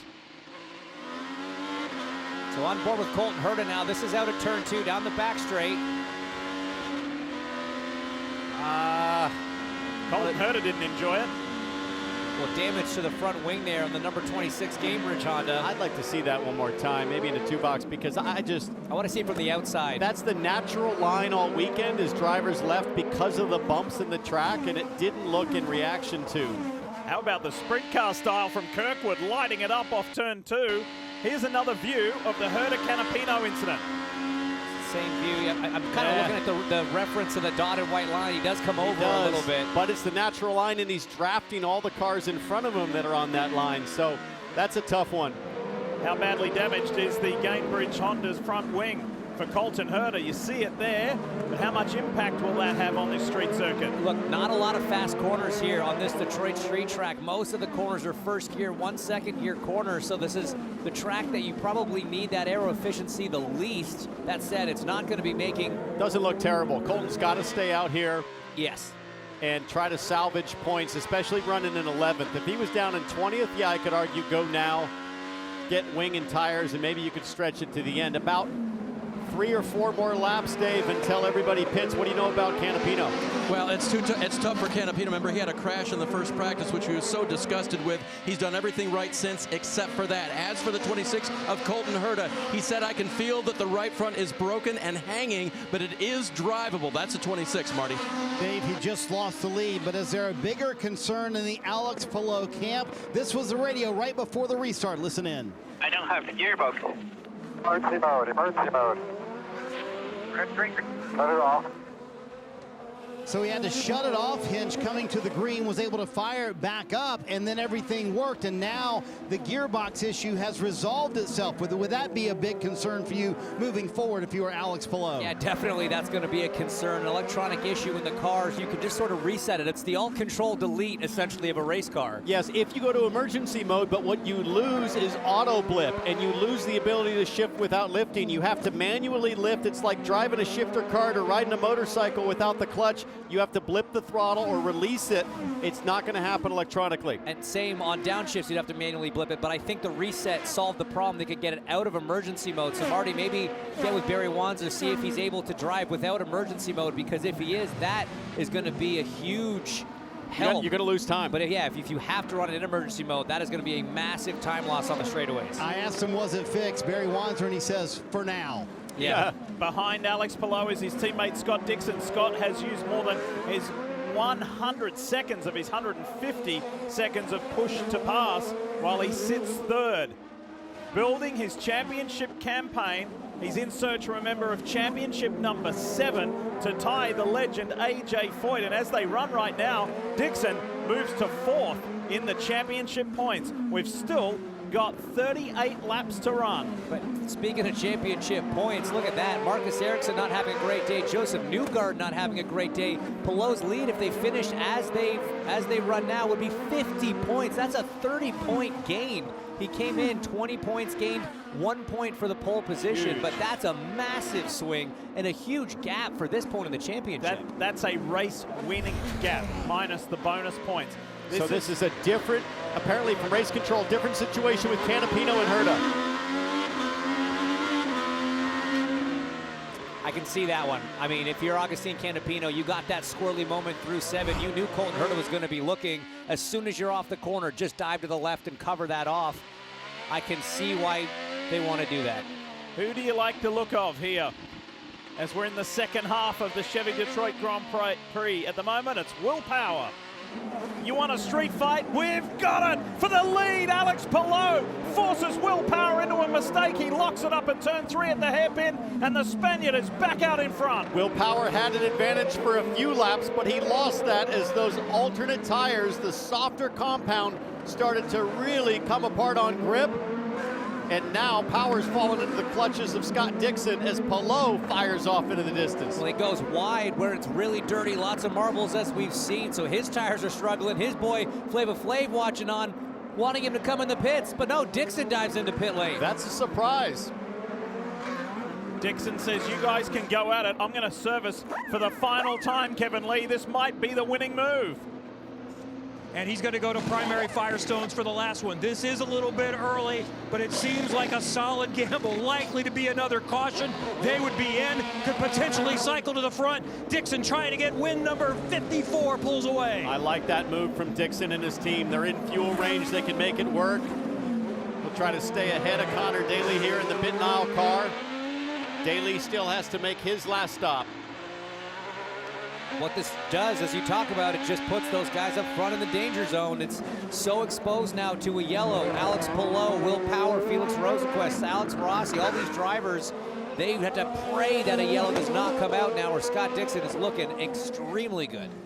What happens here? Does his teammate You hit? have to. Does the race leader? He's got to cover it. Yes. Does he? He does. And look how forceful he was on that in-lap. Power's got to follow. Must do it. Rosenquist does the same. So too Alexander Rossi. It's game on, Marty. Yeah, everyone coming to pit road right here for what should be the final stop of the day. Will Power right before Alex Palou passed him, so the tires are absolutely going away. This could be a drag race off pit road between the 10 and the 12, but look at the Chip Ganassi crew. They get Power, keep Palou in the lead off pit road. Nice stop. Where's Dixon? Where's Dixon? He's at the top of the screen. Palou's beat him out. Watch Dixon and these two right here. Dixon ahead of Rosenquist, but behind Will Power. So it's as they were, but Dixon's tires are up to temperature. Here we go. This is where Dixon's got to pounce on Power. Meanwhile, Rossi, Grosjean, Newgarden, Herta all stayed out, so we'll have to watch them blend. Those guys blend. Rossi's trying to attempt what we call the overcut. Dixon on the one-lap warmer tires. He's going to get right to the gearbox of Will Power, but it's not enough. He has half as much push to pass remaining. 36 to 65. in favor of Will Power right now, so Dixon's got to be smart about how he uses that push to pass. He might have a chance right here. Maybe he can sneak it on Will Power as they come to turn 8. Marty? This will be an interesting study. Alexander Rossi comes in from the lead, going to the primary tires with a clean pit road, unlike what Power and Palou had a moment ago, Dave. Romain Grosjean pits from second place, cycling through. He gets 4 primaries, and he's gone as his teammate Colton Herta. So where is Rossi? There he is. How's he going to come out? Is he going to beat his teammate out? He does. So he has been following Felix Rosenqvist all race long. Now he's ahead of the Swedish driver. He's on cold tires. We just covered this with Dixon and Power. Rosenqvist on hot tires, and that is Scott McLaughlin with smoke. Did he maybe go long in one and have to turn around in the runoff? Maybe. What happened to the Gallagher Chevrolet? Dixon I couldn't do anything. Oh, look at Rosenqvist on Rossi. They touch. Teammate on teammate, and Rosenqvist wins that arm wrestle. That was good hard racing right there. Alexander Rossi doing everything he could to keep his teammate behind, but Felix just forcing the issue. He just got in with his right front and leaned into the side pod of Rossi. It was gentle aggression. What happened here? Oh, Grosjean. Oh. Luckily, the anti-stall kicked in. You saw the wheel come out of Scott McLaughlin's hand. Another look here at the Rosenqvist-Rossi move. Look at that, just a touch, just enough to unsettle Alexander. And then Felix says, I'm going to come on through, teammate. Didn't mean to push it too hard, but I do want to get ahead. Good hard racing. You can see some damage there on the floor of Rosenqvist's car as well. It's cracked, maybe from side-to-side contact earlier in the race with another car. But that's a big move for Rosenqvist to put himself effectively up into 4th position for the cars on that strategy. And he needed a good week this weekend. Here comes Grosjean. He's working on Alexander Rossi. And I wonder, guys, if maybe race control is taking a look at an unsafe re-entry from Romain Grosjean, because when you come out of the pit lane, technically the car on the racetrack has the right of way. He drove right into the path of Scott McLaughlin, so I'd be surprised if race control wasn't looking at that as Dave Newgarden's in. 500 champion brings it to pit road. Let's see if the fueling can go a little bit more efficiently this time. The 4 Firestones are on. The fuel is still waiting just a touch longer this time, but much better. Still not a solid stop in comparison to what that team is normally performing at. So Newgarden really struggling in pit lane today. The Hitachi Chevy comes back out. Kyle Kirkwood cycles to the top for the time being. That's good for Newgarden, just ahead of Rossi. Yep. That's a great stop. That was great to do the overcut. Rossi will get him here, but still Newgarden in contention. That's further up than I thought he was going to cycle out. Watch Grosjean in the background as well. Slight touch there. Rossi on Newgarden on that back left. That's what got Canapino in hot water with Colton Herta. Watch Grosjean. Look to the inside. Look to the inside. Does Grosjean go? He does. Oh. So a 2 for 1, and Newgarden saying, come on, what's going on? That might be a little payback for Nashville last year. Those two getting together on another street circuit. Newgarden, Grosjean, forceful, elbows out. How about the rookie Marcus Armstrong in that blue and white Honda for Chip Ganassi, racing all over the back of Joseph? Is he going to look into turn 8? No, he's not, but he is right there. Let's go back a lap or 2 ago to the Grosjean-McLaughlin situation, fellas. Let's have another look. You get a second look at it from the Gallagher Chevy. I don't know. I mean, Grosjean has tripped the mandatory transponder. Let's see this again. Alexander Rossi, Joseph Newgarden. Their little touch happened further back down the track. You kind of just knew that Grosjean was going to try to come with him, and then just drives him straight out to the wall. And that was the catalyst for the reaction from Newgarden, saying, come on, I'll let you go by. You don't have to drive me out to the wall. Armstrong on Newgarden now. Newgarden will switch back, does not let the rookie through.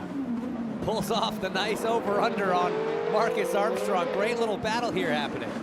All right, Kevin Lee called it earlier. He said Marcus Ericsson was the first to pit last. He may be able to win with that kind of a strategy. Well, Kevo, your man is at the top at the moment in the Husky Honda, but there's still 29 laps to go. And maybe a caution might help Marcus, but other than that, he's got a very fast Alex Palou, his teammates storming down on him. Yeah, they're going to need something extraordinary. Marcus was just told by Taylor Kyle, his strategist, we're just going to go as long as we can, but we are going to have to stop again. It would take many, many, many caution laps for him to be able to get home. All right, let's get some radio from Joseph Newgarden, Team Penske. Have a listen. Got to leave some room though, man. Copy.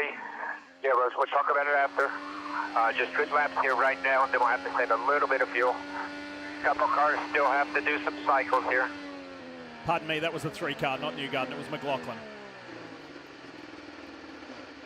You heard McLaughlin lift there. He didn't want to go offline. He wanted to wait for Rinus VeeKay to maybe pop back. Driver's right. Didn't happen. Protected the inside.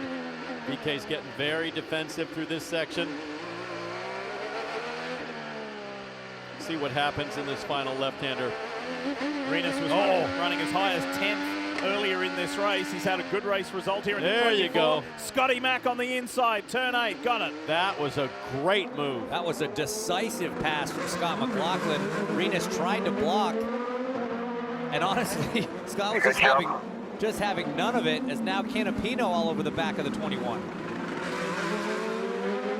Here it is again.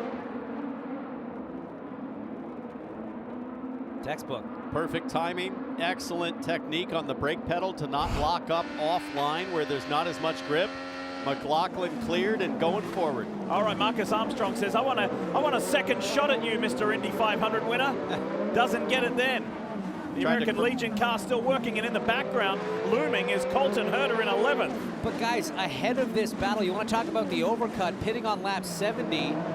Kyle Kirkwood is all the way up to P7. What a comeback. What a recovery for the driver of the 27. From the very back of the field after contact on the opening lap from behind, Callum Ilott got in the back of Kirkwood. They had to replace the entire rear wing.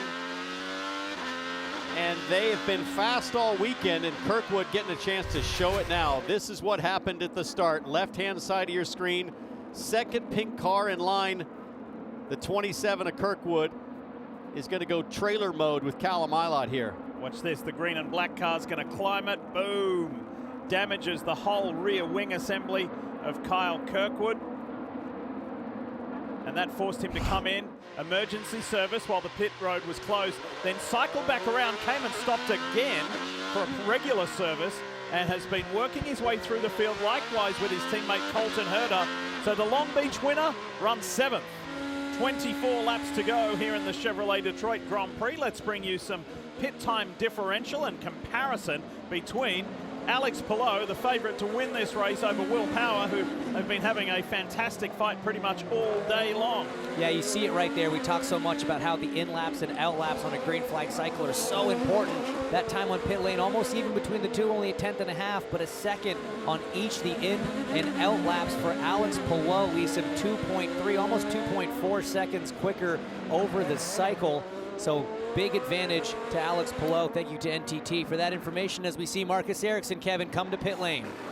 So the best case scenario is just score points. Get inside the top 10. He's going from primaries to primaries and back out and trying to find a smooth spot back into this racetrack. There was a nice thought at the time, wasn't it? Hoping for more caution to put yourself at the front with that strategy. Ericsson's going to come out behind his young rookie teammate, Marcus Armstrong. He'll slot into 11th position ahead of Colton Herta. Marty? You guys have given a lot of praise to Marcus Armstrong. Right now in the 9th position, having a very impressive day. Now, he has never driven an oval, but he hung out with the team at Indianapolis. I asked him today, does that make you want to drive ovals more or less? He said 100% more. In fact, he raised his hand to Chip Ganassi this week and said, you know what? Iowa and St. Louis are open in the 11 car. I would love to jump in if you'll have me. So he could make his oval debut a little bit earlier than we expected this year. And in terms of passing Joseph Newgarden, he said, quote, Newgarden looks like he's driving for his life. I'm going to hang out here for a while, let him make a mistake. I think we have the speed to get by him. Armstrong told Hinch and I earlier in the weekend as well, Marty said, would I like to have done the 500? Of course. He said, but on reflection, I'm glad that I got to witness it. Sit on the box, listen, and learn the cadence of the month of May. Exact same reason that you saw NASCAR star Kyle Larson there in Indianapolis with Arrow McLaren Racing, to learn, listen, watch, observe, understand the schedule, the cadence, everything as Larson prepares for his Indy 500 debut next season.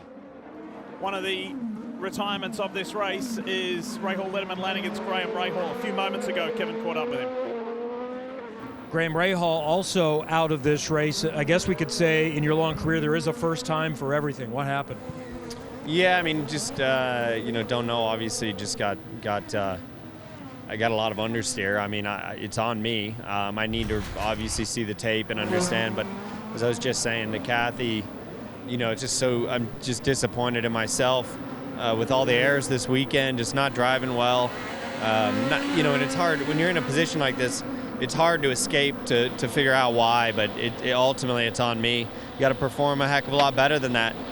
Particularly on a day like this, it's just not typical of me. I know you've got to stay on the dance floor, and I just don't. I don't know what to say. We weren't good, obviously. Even in the race, we were in pretty bad shape. But it's just it's disappointing. And sorry to United Rentals, to Fifth Third Bank, to Fleet Cost and Care, all of our big partners that have committed so much to this program. It's been a really tough couple of months, and we need a reset. I need a reset, and I need to come back much, much stronger in Road America. Thanks, Graham. Well, when this wraps up here tonight, those Rahal, Letterman, Lanigan cars are on their way to Sebring, Florida. No rest at all, because they need to unravel, they need to unwrap and discover what's not working for that three-car team and turn it around and head it in the right direction. Watching that replay, I have no idea what happened either. He was going so slow and the car just went straight. The only thing I can think, James, is that maybe he was in a battle offline a few corners earlier and just had so much pickup from all the spent rubber offline that it was, marbles collected, but can't explain that one. I understand Graham's confusion at what exactly caused that. What'd you see? Yeah, I'm as baffled as Graham is. I think your point might be valid there. He said, he knows to keep it on the dance floor. You got to stay on that clean racetrack even under caution, and it is something that happens. These cars are designed to be going quickly. The tires cool off, they lose grip, and it's happened before to many drivers. And I'm with you. That one was a bit surprising. Kevin Lee, Kyle Kirkwood in that Auto Nation Honda for Andretti Autosport, pitted on lap 70. He runs 6th. He's doing times. Grosjean, it's over. Another wall banger for Romain Grosjean. Oh boy. And look, the hands on the helmet tell us the story. That thing was miserable to drive, man. Good job. Just make sure you power it down. 3 crashes from 6 races coming into the season, into this race for Grosjean. Had the hit at Indy, Texas crash. Look, everything. Hey, bud, nothing for you to be disappointed in. Don't know if that happened on his own or battling with another car. Based on his reaction in the cockpit, you'd think the first, it may have been an unforced error, but we'll wait for the replay to determine that. But he is furious, maybe at himself. Turn 4 just got onto the apex curve, into the apex wall, and it fired that number 28 straight into the outside wall. So yeah, unforced error. You heard on the radio, hey, it was a tough car to drive. They clearly were struggling with the balance there, but that's a tough break. I would say Romain has the unenviable title this year of being the highest placed, one of the fastest cars and drivers this year with the least to show for it. He has 2 podiums from 7 races. The rest can be summed up in this body language. And we said it at the start that the winner today is going to master precision consistently for 100 laps. You heard Graham Rahal just say, I know you got to stay on the dance floor. The thing with concrete barriers on street circuits at the apex is the closer you get, the more grip you find until you're too close. Dave? And Townsend, think of how he went into last week's Indianapolis 500. It's a huge race, but he said, I didn't grow up with it. So for me, this should be a huge points-taking opportunity. And it didn't turn out that way. He didn't finish the 500. He thought that was his chance maybe to climb back into the championship hunt. And now this. And he is taking a very long time to reflect, to just absorb what just transpired. It's one of the worst feelings as a driver, guys, to make a mistake that takes you out of the race. Regardless, you're running in the top 10, and this is your job. So as a driver, to not hold up your end of the bargain, it is just so difficult. Drivers hold themselves to such high standards. They're their own worst critics. Nobody puts more pressure on a driver than a driver puts on themselves, and so in a moment like that, it is just crushing. And if you stop dancing on the tip of the needle on a street circuit, you're dirt slow. You cannot, it's hard to express how much you have to be right on the edge and be so committed to be fast, and if you're not, you're slow, and then you also have big problems. So it's just an absolute tightrope walk, especially on a track like this. And it pains me to see Grosjean here in obvious emotional pain from what just happened. That is a lot of self analysis. That is a lot of reflection. That is a lot of thought going on right there. Let's go back, talking of reflection, let's remind you of what went down. This guy here could have easily won the season opener, wheel to wheel with Scott McLaughlin for the win, for the lead, and it ended in the tyre barrier. These two were spectacular at St. Petersburg to kick the season off, but unfortunately that's how it ended for Grosjean. And no fault of his own there, just victim of circumstance here though. Indy 500, big crash off of turn 2. Has to take credit for that one, unfortunately. Yeah, and there was another one in Texas in turn 2, and then today, seemingly in the hunt for a pretty strong finish, and just a millimeter off with a very unforgiving piece of concrete. Look, we saw Agustin Canapino, we saw Kirkwood, we saw Lundgaard all do the exact same thing at a different corner, mind you, with the exact same concepts throughout practice and qualifying. Just a little bit too close to the wall, clip that inside, and it fires you out. So let's look at those beneficiaries of this most recent caution with 17 laps to go. Kyle Kirkwood, big time. Colton Herter, big time. Marcus Ericsson, it has helped enormously, who just stopped. Alexander Rossi is in the mix. Joseph Newgarden 7th, but he is totally out of push to pass. 0 seconds left. Alex Palou has got a healthy wallet of push to pass with 53 of the 150 seconds that he was equipped with at the beginning of this race. Will Power's going to feel empowered, like he's got another shot at Palou. Marty, this thing is far from over. Yeah, but the one thing that Barry Wanzer and Alex Palou did not want to see is their 5-second lead erased. So how confident are you they can build that up once again on this restart? I mean, the car is certainly strong. We're quite confident he's going to be able to check out. We obviously need to get through the restart. We had a problem on the previous one with got stuck between gears. He was able to clear it pretty late, but obviously he got jumped. He was able to get power back, but we're confident the car will be strong. So, how concerned are you that might crop up again under this caution, Barry? Actually, we don't have any concerns, and he also knows how to clear it faster now. You know, we practice it, we go over it, but there's so many things that can go wrong. It's hard to remember how to actually clear it when it happens. There you go. There you go. Alex Palou gave up that 5-second lead with this caution, Kevin. This restart should be interesting to watch. Mike Hull is on the stand for Scott Dixon. I heard your driver say, I've got speed, I just can't go anywhere. With a restart, can he go somewhere now? Well, that's why they have the race. We'll find out. We have a really good car. In fact, we have 4 good cars in the race, obviously. So we got Alex Palou and Scott Dixon up at the front, and 2 really hard chargers back in the back, and this is street racing, so let's see what happens. No fuel concerns here at this point. By the way, that's Mike Hull. Let's check in on Kyle Kirkwood. We started to tell that story, who was charged from damage at the beginning of the race. Before this caution, they were already thinking about this scenario. Let's listen. So you are faster than all the cars ahead of you, but just barely. So I think what we want to do here is let's just save our tires, save everything we got. So if we get a restart, we can attack. Let's remember how this man's Indianapolis 500 finished. It ended on his roof, on his lid, pardon me, upside down after Felix Rosenquist, who runs 4th in this race, spun. Kyle collected him. This made national and international news. This was a frightening ride for the Floridian, but he was okay. He just said he'll never forget that. Crazy, wild ride. He told us earlier this weekend he doesn't even remember seeing the sparks.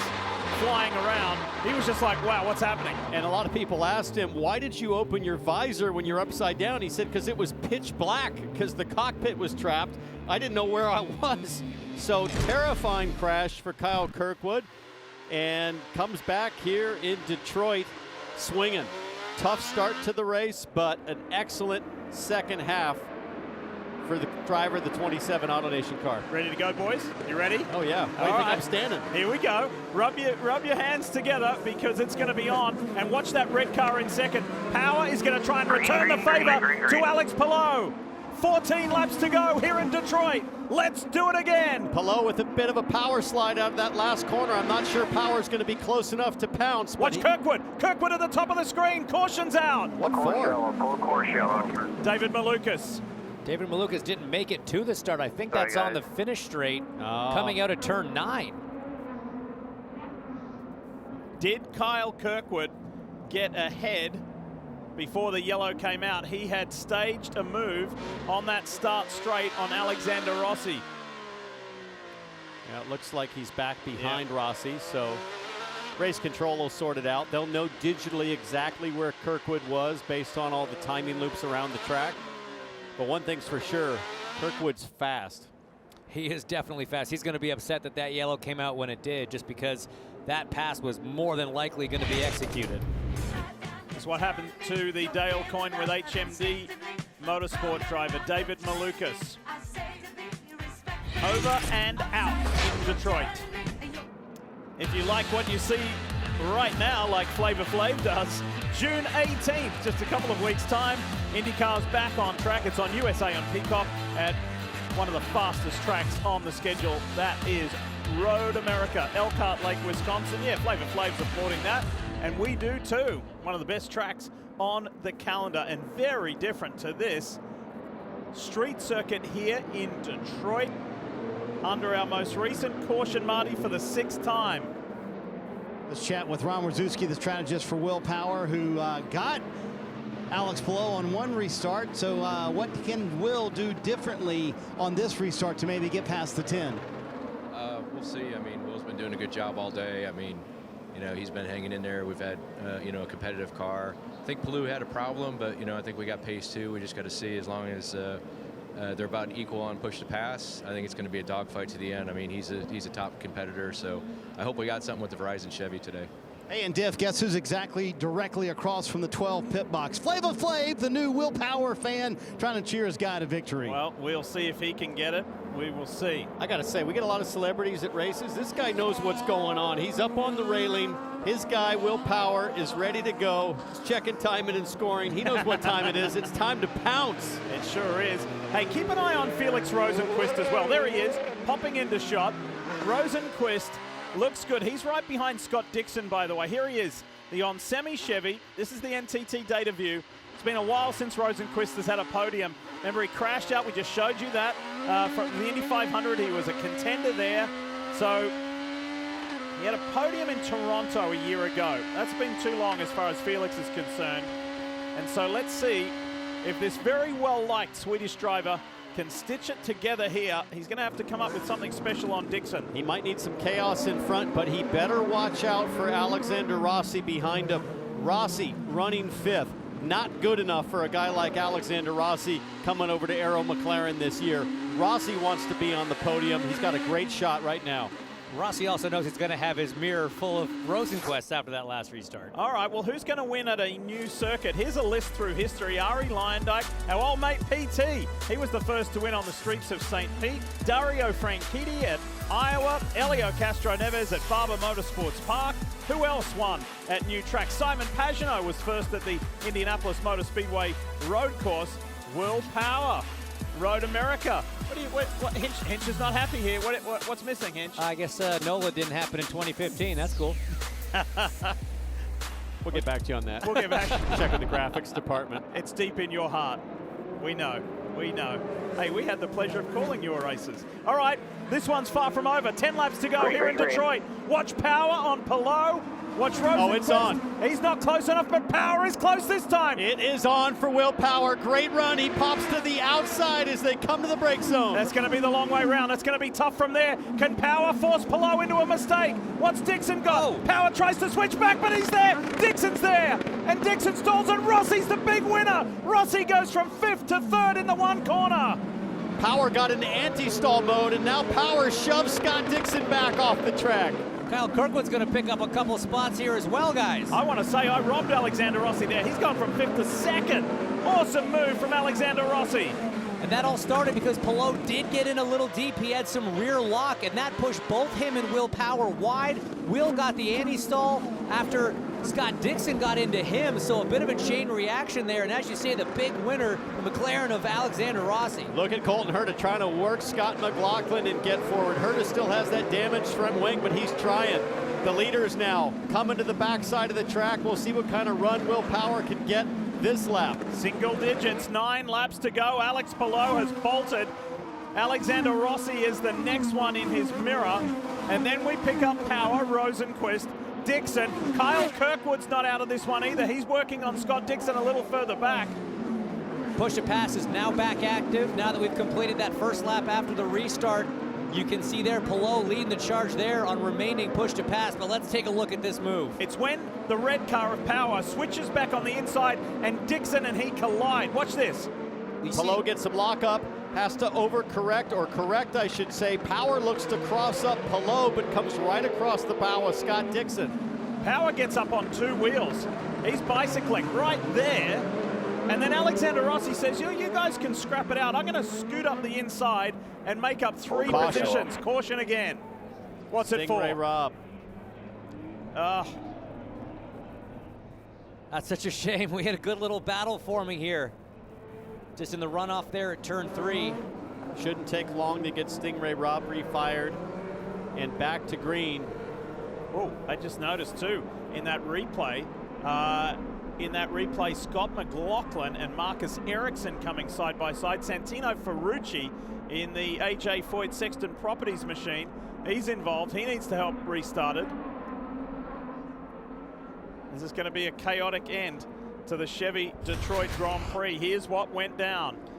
Side by side with Santino Ferrucci on the brakes.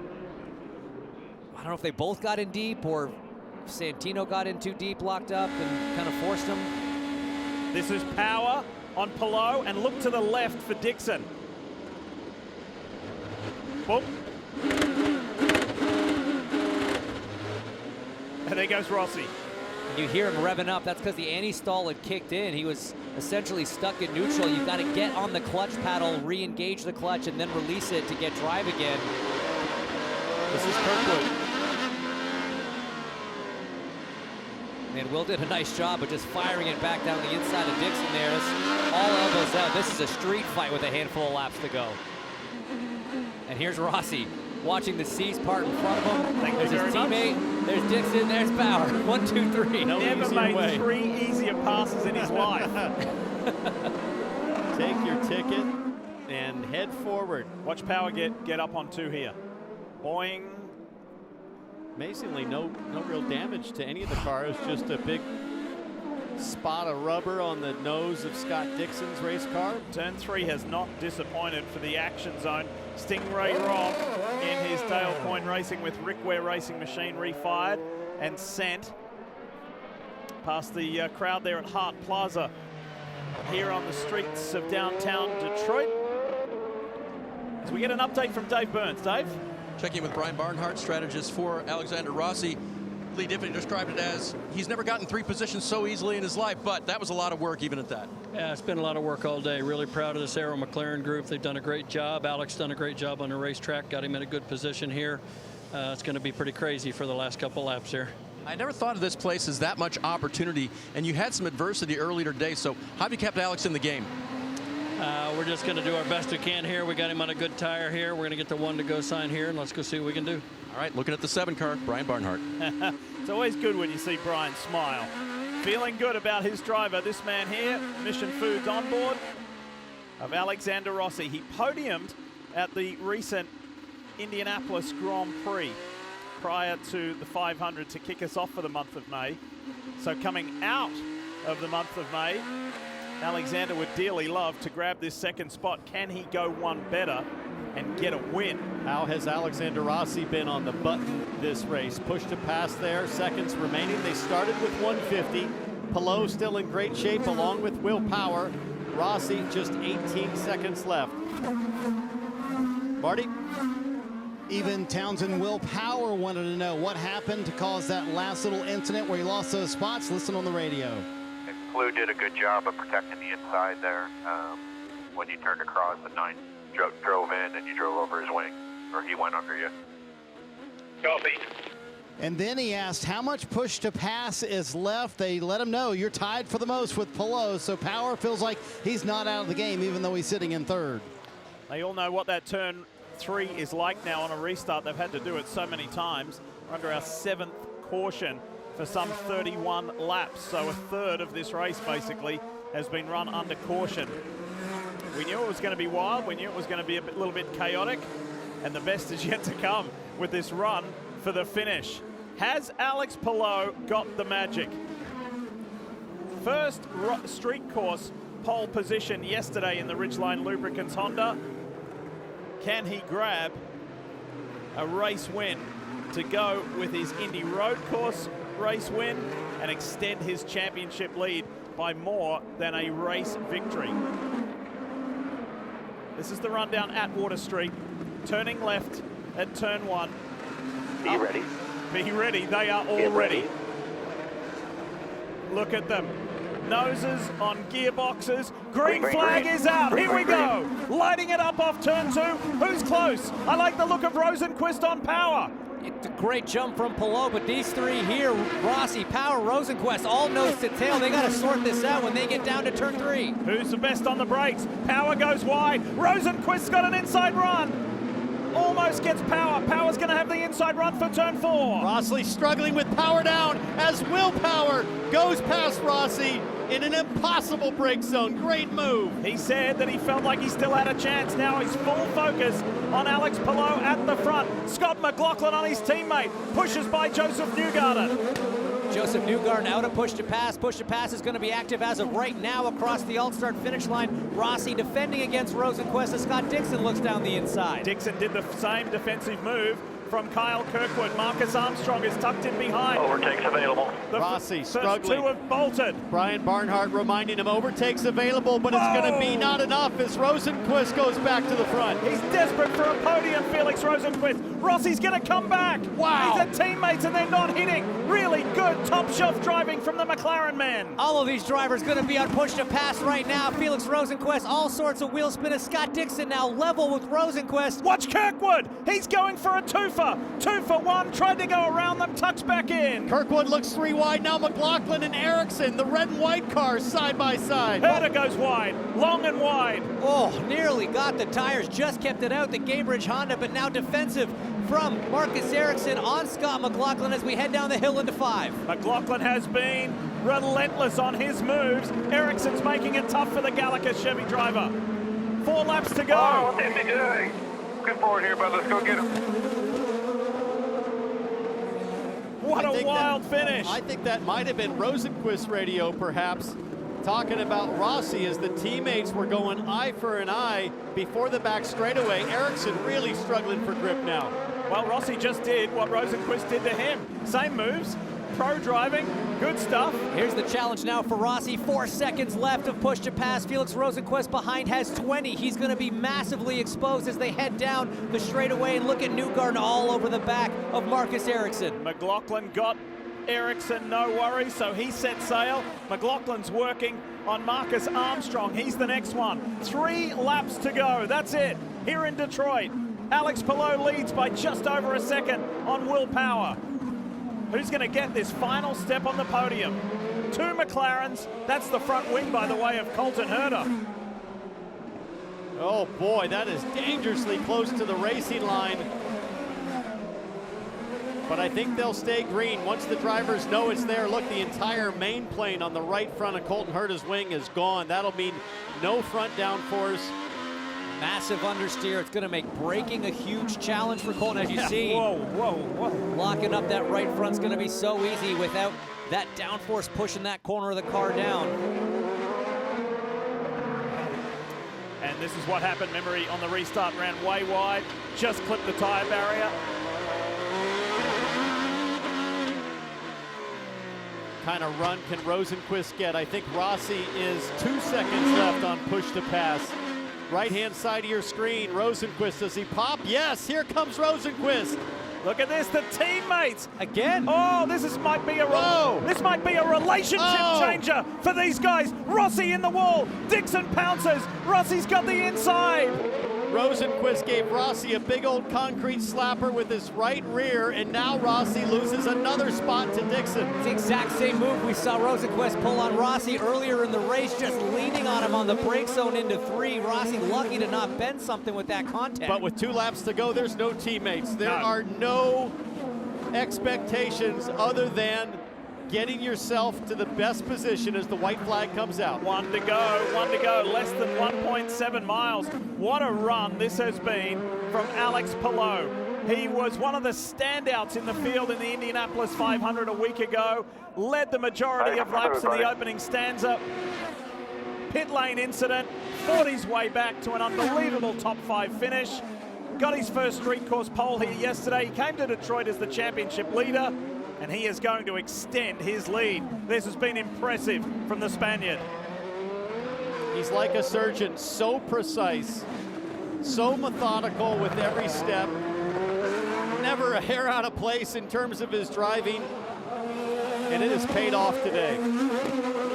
This was meant to be a Chevrolet party in the shadows of the General Motors Rensen, which is high above where we are now. It's going to be a Honda driver who spoils the party.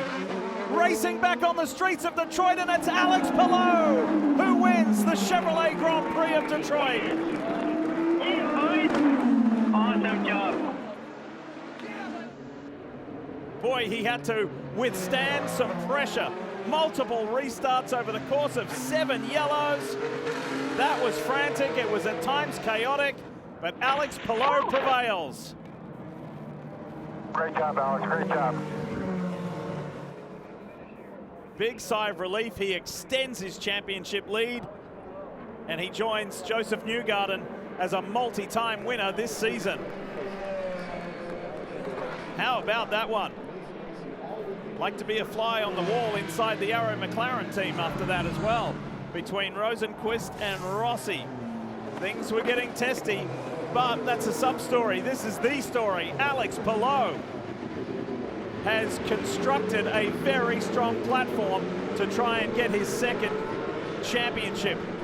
The Advanced Auto Parts checkered flag moment, and how could it be anything else but Alex Palou? McLaughlin says, well done. These 2 guys started on the front row of the grid. Didn't quite work out as Scotty Mack hoped with a 7th place finish. But for Palou, from pole to victory lane, that was near on perfect. Yeah, great to see all the respect from his competitors. Palou, I think universally respected, one of the cleanest racers out there, and just executed again with incredible precision in the most challenging of terrains. There you go. We don't have to talk about it anymore. The build-up is over, and it has delivered here in Detroit, racing back on the downtown streets. And the Motor City says, hello, hello. Alex is a winner again. Let's take a look at the Pennzoil moment of the race, and a little bit of creative liberty here. How about we say the moment of the weekend? Alex Palou got the NTTP 1 award, won the pole position, arm wrestled with Will Power pretty much all day long, did that over and under, the switchback move, and the Ridgeline Lubricants Honda drove to victory lane.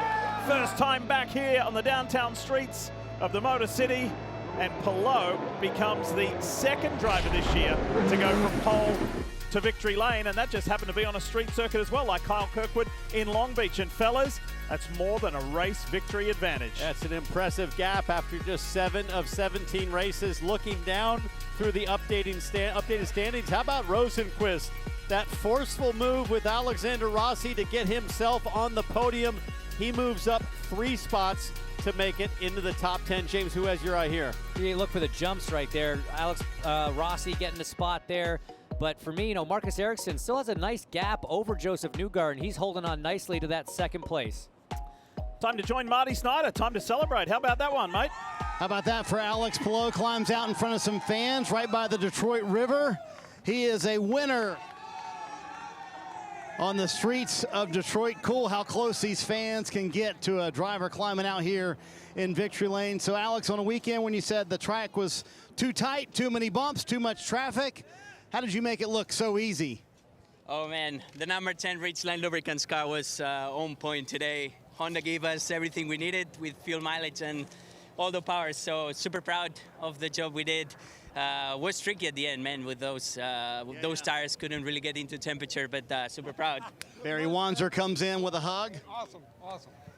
Yeah, so talk to me about those final few restarts. How worried were you because power got by you on one of them when you had that gearbox issue? Yeah, I mean, we had an issue that probably was my fault, but then it got stuck there. Couldn't really upshift. The boss, Chip Ganassi, comes in as well.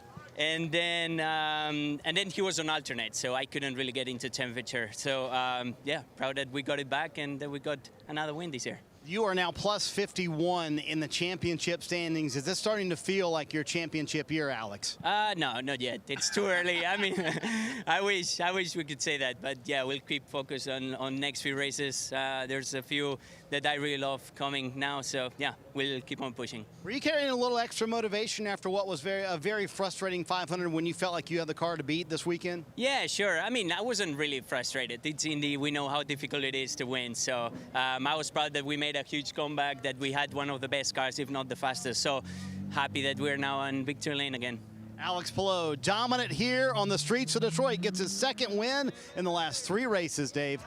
Marty checking in now with Alexander Rossi. He's been talking it over with the crew. It was a day that went from 13th to 5th, and then 5th to 2nd, and then 2nd back to 5th with a little, I'd say, aggressive driving from you and your teammate out there. How do you see it? Yeah, I mean, I think we got given those spots kind of on that 3rd to last restart, so we kind of inherited 2nd and then kind of ended up back where we started. So it was a good day overall. I think the pace was good. I think the team did an amazing job in pit lane. The strategy was right. I'm happy with everything. So yeah, we'll take on our top 5 and move on to Road America. So you're the new guy there, McLaren. Did you feel like that was good racing with Felix? We'll discuss it internally. Very good. Understand. It's a day that saw a lot of action out there in this one between teammates, Marty. Let's chat with Felix Rosenqvist about that same situation. Alex said we'll discuss it internally. Your take on your move on Alexander Rossi. We kind of ran him wide. Was it fair racing in your opinion? I mean, I was on the inside, and he squeezed me quite a lot on the first apex, so I had to run into him. Otherwise, I was going to clip the left wall, and on the exit, it's just you're racing out of the corner. So I think I was a fair bit ahead. So, I mean, yeah. He played it hard on entry, and I played it hard on exit, so I think it was fair. I mean, we'll discuss it. It's never optimal to do that with teammates, but if you race hard, you have to race hard back, so it's all good. Is this one of those things, considering where you are, Felix, you don't have a ride for next year? You have to fight for every inch that you can get for yourself? I mean, I race the same every race. I don't think there's anything to do with the future. I mean, I'm not worried about my future. I'm racing as hard as I can every race, and I mean, it's always tough out there in IndyCar. Like, and I shouldn't be ashamed of being elbows out. So I think it's all fair play. IndyCar is tough, and obviously I don't want to race teammates too much. It's never fun, but that's the way it is. And it's IndyCar. And you agree with Alex? This is something you'll have a chat about, maybe even today with him. Yeah, for sure. I mean, it's something you want to talk about. I mean, he raced. I mean, he's hard but fair, and I think I'm the same. We never want to put each other in the wall or anything, and unfortunately we race each other every race this year. We've kind of been around each other, so it's a good luxury to have. We're normally at the front in our McLaren, and yeah, that's how it is. Another great showing for Felix Rosenqvist. He had to fight for it, Kevin, but on the podium here in Detroit. There was a lot of fighting here today. The 6-time champion Scott Dixon comes home 4th. What did you take away from your day? I know you felt like you had a fast car. Did you have a chance to move forward? Yeah, I definitely think the PNC Bank number 9 was probably the quickest car, to be honest. You know, it was so easy to stay close. We could kind of close gaps when we needed to, but, you know, track position was key. And we had to burn a lot of OT, especially on the first few laps, obviously on the green tire there that was wearing out and trying to keep people behind. And then the first pit stop exchange, we pitted early and then obviously had a lot of overlap going on. So, yeah, with the 12, you know, sorry to him for collecting him. You know, I think he kind of paid back with the dive bomb into 5, which, you know, whatever. Is what it is, but yeah, on that last stop, I think I should have used more OT to clear the 12 and make that a bit easier, and then, you know, had the pace with the 10. But huge congrats to Alex and the team on the 10 car side. They've been super fast and you know, drove super well today. So it was definitely hairy there at the end, man. There are always a lot of unknowns with the new event, especially a street course. What did you take away from this? What did you think? It's wild, man. I had a lot of fun. You know, the car was super difficult. The track was difficult. You know, I like to call it, had a lot of character. You know, it was interesting, but very difficult on the restarts. And, you know, then these things aren't meant to be easy. So I had a lot of fun, just frustrated with how my day went and not getting the most out of, you know, a really good car. Scott Dixon moves from 5th to 4th in the championship, Marty. Let's hear the other side of that story with Will Power. What was your take on the contact with Scott Dixon? He said you paid him back a little bit later. The contact, yeah, I didn't even know he was there. I feel bad if it affected his race. I was on the outside. I was going to cut back to try get Palou in the next corner, and then obviously I felt the contact. I'd like to see it. Yeah. I didn't want that. Oh yeah, that's okay. Yeah, that totally. Yeah, he just went in deep, and it is slippery there. Got into me. I thought it was over then because I couldn't get out neutral. Anyway, made sure I got back up the inside of him the next one. Yeah, great day. I did everything I could to get Palou. I just couldn't. He's too quick, man. Too good today. Talk to me about all those restarts, Will. Were you thinking with each one, I'm going to try something different? Certainly something's going to work. That second one where Dixon got into me, I'd already showed Palou my trick to throw it back down the inside, so I figured he's going to cover there. So I was kind of I didn't know exactly what to do there. I kind of committed to the outside to cut back, and then didn't think someone would get into me. But that's racing, man. This is IndyCar right now. It's so tough, and I'm just so grateful and blessed to do this for a living. And there's never a day where you can complain about this, no matter where you finish, even if you don't finish. It's a great job. I have to ask you about your new best friend, Flava Flav. I mean, he was literally across from your pit stall all day long, hanging over the railing, trying to cheer you to victory. There he is right there cheering you on. That is the highlight of the weekend. Flava Flav wearing my shirt, man. And he came on the truck on the parade lap. And like, the people back in Toowoomba, my friends are like, dude, just quit racing now. You have made the top. We all used to listen to Public Enemy, and they would never believe that I would actually be hanging out with Flava Flav. That is nuts. I got to tell on you, he told Tim Cindric yesterday, you have one job this weekend, and it's to get Flava Flav over here to hang out with me. He not only hung out with you, now he's the biggest Will Power fan on the planet. Yeah, I'm going to have to go to Vegas and hang out with him. I have to go out, and yeah, maybe we'll do a rap together. There you go, Dave. Kevin is not Flava Flav's best friend, is Will Power. So before that, Marty, you were talking about contact on the track. Some of the other contact was between Romain Grosjean and Scott McLaughlin. How did that affect your day finishing 7th, Scott? Oh, destroyed it. Basically, we got into turn 1 there. The pit entry is a little bit awkward, but he just dove straight for the apex. I was sort of like committed to try and, you know, I was braking as like deep as I could, and he just went straight to the apex, and I had nowhere to go. So, I mean, yeah, there's a duty of care there from all of us to get out of there cleanly, and I just don't think he really cared where I was, just turned across my nose, but it is what it is. Gallagher Chevy was fast. Just last few laps, man. On the last restart, we hammered through them. I think we started like 12th, something, come through to 7th. So reasonable recovery, but yeah, overall pretty gutted with the day. I mean, it seems like it's more frustrating because you and I talked about it. You came in with the right attitude. You believed you could pass cars here, and your car was good. Yeah, it was, and he got me at the start, and I think someone hit me at the start. I can't remember who, and it sort of upset me. And Grosjean got the inside, and then he was really slow on his greens, and it just pushed us back in the black tire, and yeah, it sort of from there it was just a fight. But I think we would have come out, you know, behind Rossi or something like that. But you know, overall, really proud of the guys and girls. They gave me a great car and a really good bounce back weekend. But unfortunately, it felt like, you know, it could have been a little bit better. Well done hanging on, Kevin. Kyle Kirkwood had a really impressive recovery, hit at the beginning, You're at the back. How did you end up 6th? Maybe with a chance for more. Yeah, you know, we stuck with our gut there. We had a really fast race car. We've known that all weekend long. So we kind of used that to our advantage there. We had some really close racing there. I got hit in the behind right there, as you saw. So we cycled back to 27th, which was super unfortunate, but that's part of IndyCar sometimes. Sometimes it's out of your control, and I've had a lot of those this year, unfortunately. But we stuck with our gut. We did the same strategy we planned on doing, and it cycled us in the front of a lot of cars. We were able to pass a lot of cars because of our pace, and we had great pit stops. So, I mean, everything kind of played in our favor there. We cycled out to P6, which I thought was phenomenal. I was very happy with that. I was ready to finish right there. I was kind of ready for that race to be over with, to be honest. And we had those couple yellows there at the end, and everyone was just throwing haymakers, and I was just trying to stay out of it, keep my nose clean, because I figured something would happen. Nearly cycled out into P3 on one of the first restarts. But yeah, no, we ended up 6th. We stayed 6th the entire time, and I was just happy to finish that race in the top 10. That was just my second best IndyCar finish, so I'll take it from being 27th early on today. Pretty good for Kyle Kirkwood on street races. He won at Long Beach and comes home with a 6th here today, Marty.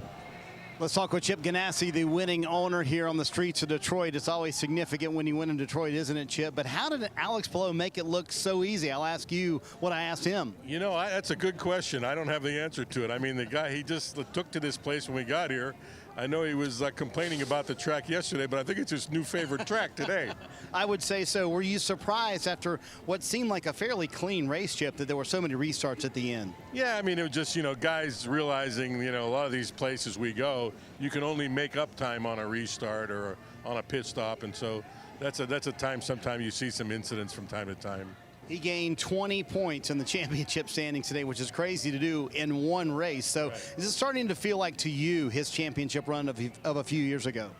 No, you know, I don't know. I don't look at that I don't look at that sort of thing till we get a little further into the season. I mean, we got a lot of season to go, a lot of races to do yet, and you know, we're looking forward to it. There you go. Chip Ganassi wins in the streets of Detroit, Dave, and a happy owner, always a good thing to have. Now, the Chip Ganassi driver was Marcus Ericsson, who ended the day in 9th position on a little bit different strategy, but that was kind of dictated by you had to come in a little bit different time early. Yeah, we had a strange first stint. You know, we did a really good start, overtook a couple of cars in the start, and was settling in nicely in 5th, and then suddenly from one lap, the tires were just gone. Like completely gone, which was weird because this morning we did a long run on the greens, had no tire wear, so it was really, really strange. Caught us off guard because we had to box because we were just hanging on and then couldn't really drive around. So had to go to a tree stopper, and on this place with the difficulty to overtake, we had to, you know, come back from 16th, 17th, and sort of fight our way back to a top 10. So overall, still, you know, happy with that sort of recovery, but it was a tough afternoon for sure. And I don't think your car was immune from a little tick here, a little tick there. How hard was it to get through the streets of Detroit this weekend? It was very hard. You know, the streets here are bumpy and rough, and the walls are hard, and I feel like I got hit from each side, and front and back, and I was in the wall with the left and the right side, so it was a proper fight out there, proper street fight, but it was fun. You know, it's a fun race, but yeah, that first stint just hurt us a lot, but still happy we could, you know, recover and do another top 10. It's just 7 top 10s in a row to start the season, so pretty happy with that still. And you eyeballed the points real quick. Still doable from where you are? Yeah, for sure. I mean, Alex is looking strong. He's driving fantastic, and, you know, congrats to his win today and to Ganassi for that. But we're in the hunt. We're P2. I'm excited. It's a long season, so let's do it. Attitude's good. Let's get it done, Lee. 3 of the top 4, Dave, in the points belong to Chip Ganassi Racing. It has been a phenomenal start to this 2023 season. So there you have it. Racing on the streets of Detroit, done for the NTT IndyCar Series. We're not done yet, though. Still more to come here from the Motor City. So with Detroit done, next up on the calendar is Elkhart Lake, Wisconsin's Road America, where a year ago, Joseph Newgarden led 26 laps on his way to victory at this beautiful venue. It was also where he clinched the People Ready Force for Good Challenge and won $1 million going to himself, the team, and 2 of his charities. So that means Alex Palou has won 2 of the 3 this year. He could do it at Road America as well. And you'll see that, our coverage coming up 1 p.m. on USA Network. That's on June 18. After that, we go to Mid-Ohio. So some classic North American road circuits. And then we head north of the border to Hinch's hometown of Toronto. You'll see that on Peacock. That's 1:30 Eastern on July 16. Happy to go home, mate? Excited? Cannot wait. Always fun going to Toronto. It's a great city. It's a great race. Great event. You taking us back to one of those EDM house parties again? That was a one-time thing, I think. Oh, okay. Yeah, that guy moved. Well, what a weekend Detroit has turned on, Kevin Lee, and it's also another good result for the leading rookie this year, Marcus Armstrong. Another 8th place finish. He's finished every lap this season. Tell me about your day surviving the Concrete Canyon. Yes, it was a very eventful day. I was ready for it, to be fair, because leading up to this race, I think the biggest comparison to this circuit was probably Nashville, and we all knew how chaotic Nashville was in the past. So it was a race of survival, really, and I think we did a decent job of that. But honestly, I'm a little bit frustrated because our car was so fast today, and we were capable of so much more. So I think it's a good sign for the future. Well done. 8th place for Marcus Armstrong today. Marty. Kevin, I want to show you the scene from Victory Lane. It is so cool how the fans have access to the podium here. And check out the fire truck, or the fire boat, I should say. Look at that. That's right behind Victory Lane. But Diff, look at all those fans out here able to access the podium and check out the top 3 finishers from the day today right here on the Detroit River. And James just across the way, as you mentioned, Canada. So that's cool that all these fans get to see the winner, 2nd place finisher, and 3rd place finisher up close here on the streets of Detroit. I want to say this young fellow, Alex Palou, is a huge fan of the history of the sport. So he now goes into that as a winner here on the streets of Detroit. So there has been IndyCar and Formula One history here. So his name goes on that winners list with the likes of Ayrton Senna, John Watson, by the way, who is here this weekend, Bobby Rahal, Danny Sullivan, Michael Andretti. Alex Palou's name is there now on the streets of Detroit. Very cool. And what a wonderful scene. And thanks to everybody who worked so tirelessly to make this event happen, especially right off the back of the Indy 500. And they believe everybody that put this great event together is Alex Palou on with mom and dad back in Spain. What proud parents they must be. And just thinking of the event, I mean, Alex Palou was a guy that on Friday had a lot of question marks about this new circuit. He said it was bumpy, it was maybe a little too tight, but everybody stuck with it, including Alex Palou. And I think the Penske Entertainment Organization showed everybody that if you believe you can produce a great race here, the drivers figured it out and put on one heck of a show. Yeah, it's such a huge effort from everyone to get this race going, a huge effort from all the teams and drivers to learn and figure it out, a huge effort from our crew to suss out a new track, where to put cameras, all that sort of thing. So combined effort to put on what I think was a great first edition of the Detroit Grand Prix, now back downtown and off Belle Isle, and it's going to set up for a very exciting rest of the season. 3 different teams too represented on the podium. Alex Palou of Chip Ganassi Racing, Will Power of Team Penske, and Felix Rosenquist of the Arrow McLaren organization. Very memorable day for those guys. They had to work incredibly hard to be able to stand on that beautiful podium on the shores of the Detroit River. Awesome stuff. What a scene. Very cool indeed, and we'll remember this race as part of this 2023 season for a variety of reasons, and those guys know that was a proper street fight. It was an eventful day, lots going on, and we even had Flavor Flav. That's right. It got off to a rather inauspicious start with a caution on the opening lap. There were lots of crashes. There was plenty of disappointment, frustration, tempers, even some two-wheeling. But good hard racing, and that's what the NTT IndyCar Series is all about. After a very busy time, everyone gets a well-earned weekend off, but we want to say thanks to you for watching IndyCar on your home of motorsports, NBC.